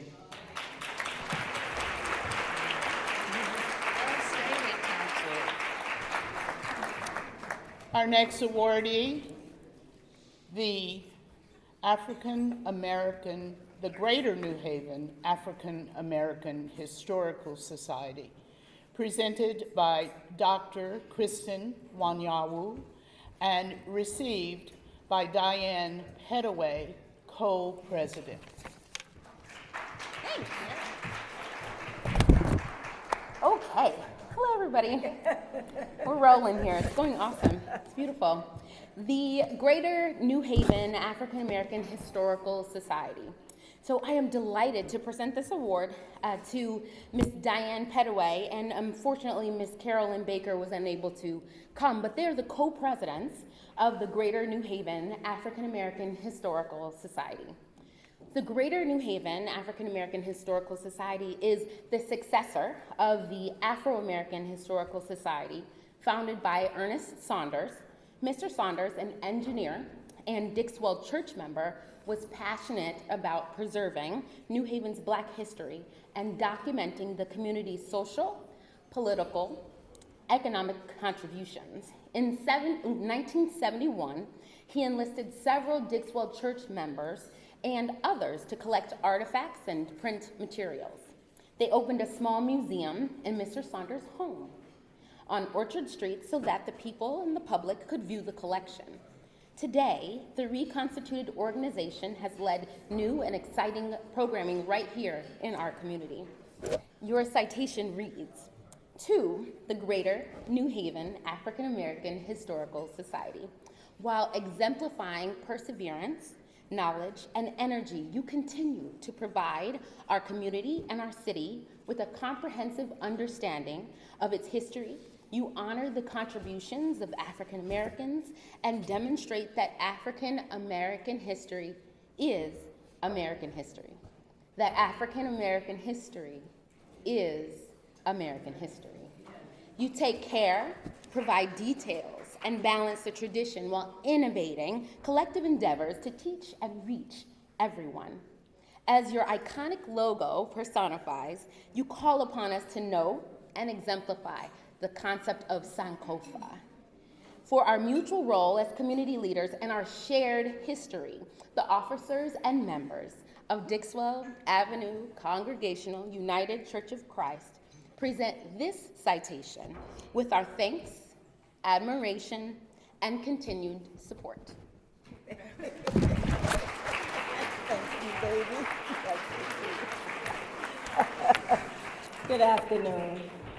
Congratulations to Dixwell Congregational Church on your anniversary, the members, the Bicentennial Committee who have put this event forward. My co-host, she mentioned, Carolyn Baker, was not able to be here with us today, so on behalf of her and all of the members of the Greater New Haven African American Historical Society, we thank you so much for this honor. We're located over there on Southern Connecticut campus, 275th Street, so please come over and visit us so you can see some of the things that we have there. We thank you again, and congratulations to all of the honorees. Bye-bye.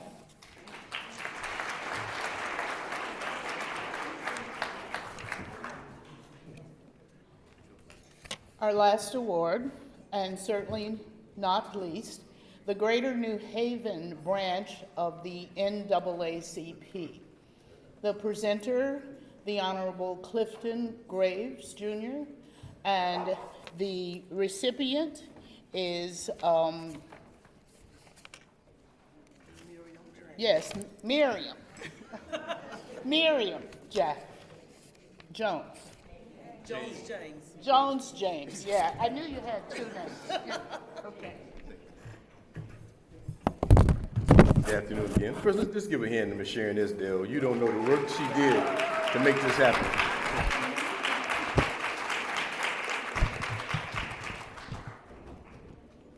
In terms of history, just quickly, I too want to let's give another round of applause to our keynote speaker, Charlene Hunter-Galt, for those engaging, inspiring words, a true history maker, trailblazer, and we thank you. As far as the joke that Mr. Justice Norcott tried to tell, you should know that, for those who don't know, Fleming Norcott Jr., distinguished retired Supreme Court Justice, for a member of our church. Give him a hand for his accomplishment and opening the doors for us. So justice may be blind, but being funny ain't sometimes. I love him though. Greater New Haven NAACP. It is my honor to present this award to Ms. Miriam James, Secretary of the Greater New Haven branch of the NAACP. The Greater New Haven NAACP was chartered here in New Haven in 1917 by the distinguished scholar, author, and human rights advocate W.E.B. Du Bois. Yeah. And as well as Dixwell church leaders, the Honorable George Crawford and the Reverend Edward Goins.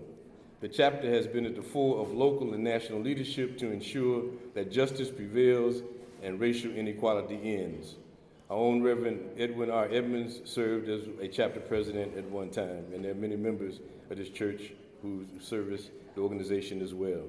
Your citation reads, for your steadfast commitment to advocating for the civil and legal rights of people of color in the New Haven area, for your meritorious service in fighting discrimination and racial oppression in the areas of employment and housing, for your unceasing, unflailing bravery and leadership in racial equity and awareness, for our mutual role as community leaders in our shared history, the officers and members of Dixwell Avenue Congregational United Church of Christ present this citation with our thanks, admiration, and continued support. The struggle continues. Ms. James. Congratulations.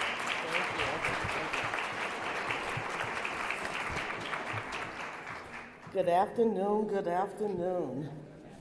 I bring you warm greetings on behalf of the Greater New Haven NAACP, our President Dory Dumas, our Executive Board, and our members.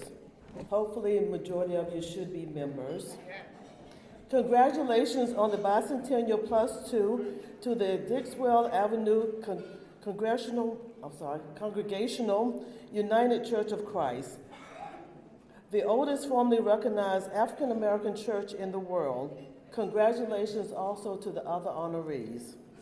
We are truly honored and humbled to have been selected to receive this award. We are proud of our rich, shared relationship and history. Ms. Simpson and Ms. Donaldson.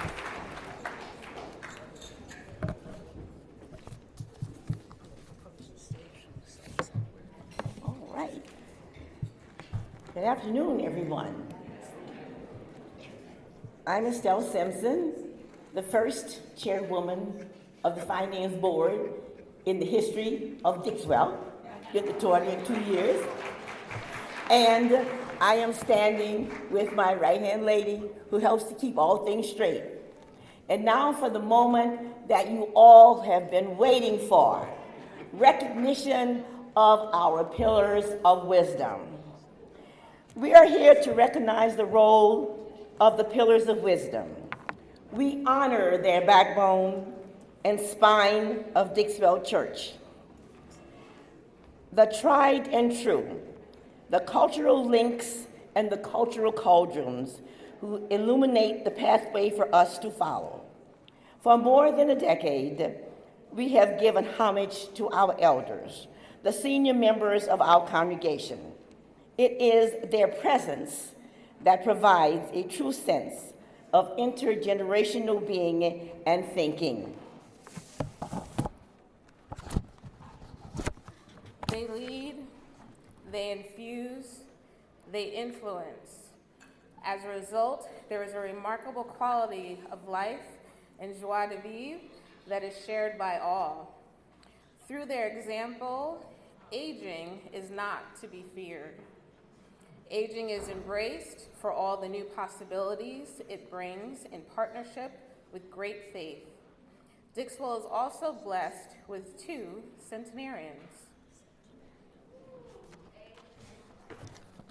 This is a very proud moment for me. because these individuals have truly been the backbone of Dixwell Church. They have been with us, stood by us through thick and thin. I will call the names. We have 10 this year. Many are not here, but they will be coming to church at some point, and when they do, we will recognize them with their medallion. First is Mr. Frederick Carr. You have done so much more than anyone would ever know that you have done for Dixwell, because he does it not to be known to do it, but just to do it because he believes in Dixwell. Next, Reverend Patricia Parker.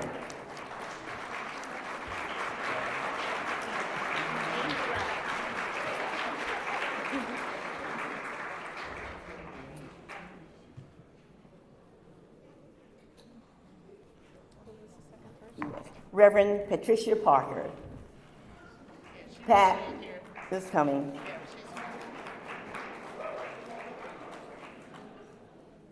Pat has offered us so many prayers during the time when we needed them. She has comforted us so many times when we didn't even know we needed comforting. Thank you, Pat, for everything.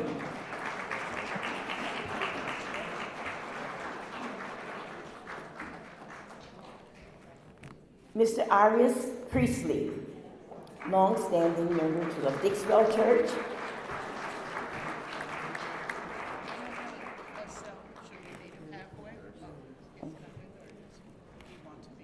Yes. Mr. Priestley has been one of our ushers for many, many years, dedicated, responsible, and supportive of everything that we do.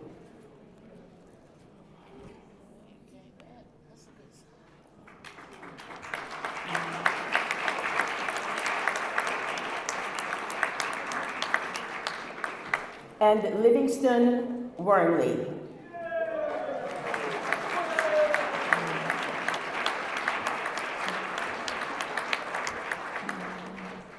As we say, Livingston is my right-hand man. Because the 2 o'clock in the morning phone calls that we get, yes, we do. We get the 2:30 in the morning phone calls from the water sensor people. We get the false alarm from the police calls. And somebody has to meet them there. But when there is anything going on at church that needs to be taken care of, we can always call on Livingston Wormley. Thank you, Libby, for all that you do.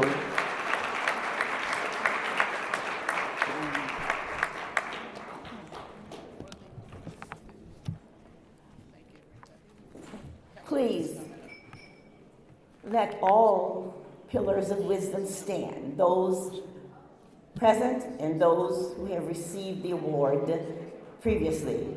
Please stand so that we can give them a round of applause. These are the shoulders that we continue to stand on. These are the individuals who ask us what they can do for us, what we need.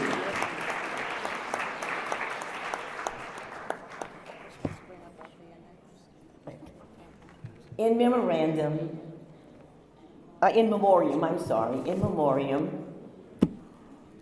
we have some wonderful pillars of wisdom who worked dearly in Dixwell who are now departed. Elsie Blackshear, Jean Bowen, Samuel Burrell, Gerald Clark Sr., Alice Horner, Ada Lomax, Ernestine Mayers, Marcus McCraven, Marguerite McCraven, Geneva Perkins, Tucker Seabury, and Ruth Wilkins. Please give a moment for these wonderful people who worked diligently through the years so that we can be here today. Amen. Thank you. Miss Althea Norcott, please come forward.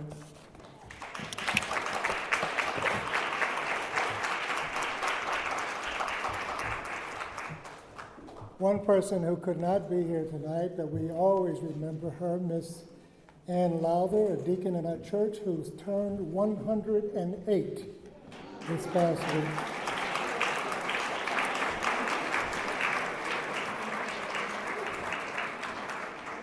And she's still dancing. We have a couple of members of our congregation who, if you are 80 to 89, would you stand if you are comfortable doing so? 80 to 89. There's a hand there.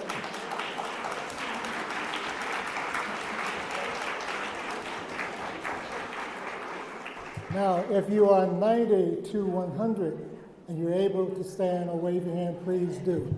90.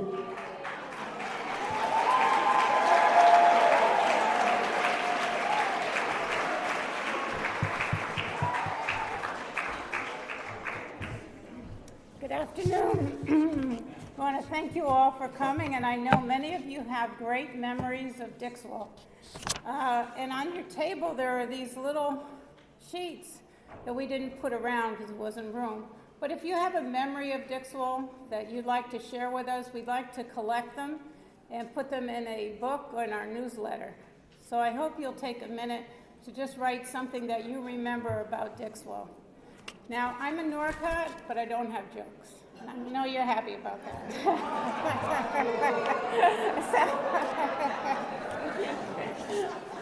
I hope you've all had a wonderful time, but I just want to thank our sponsors because without them, we would not have been able to do this.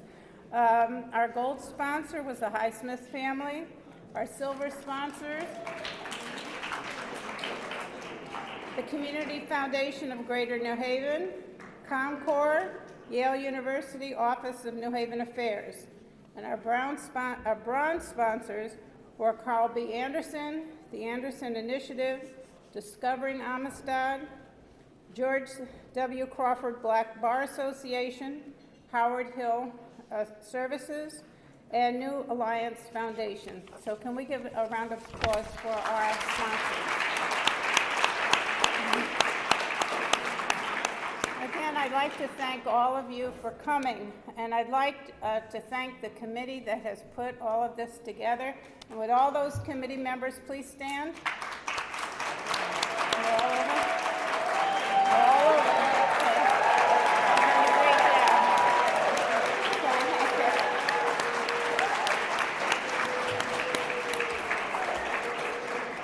And you know, we have to have some surprises. So there was one person that I said the other day, I don't even have the words, that has given so much to the church for the 5 years that we've been planning not only this event, but other events leading up to our 200. And just scripting, writing, planning, staying patient with us when we freak out. And I'd like her to come forward because I have a surprise for her.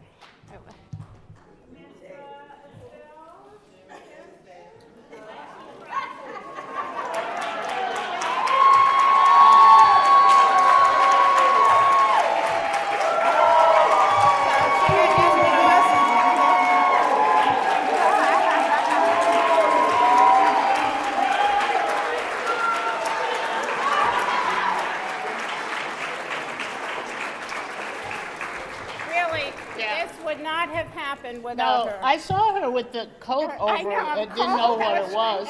But she has equally done the same things that I've done, as have almost hundreds of other people, but clearly the entire committee was able to hold up our own with each other and to help each other and all members of the congregation. We thank you all, and we're just proud to be a part of the whole.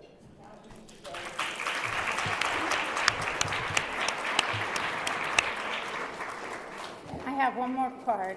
I really like to thank Reverend Streets and his wife, Annette, for their service, spiritual service to our church for the past 10 years. It has been wonderful. We've enjoyed having you, and thank you very much.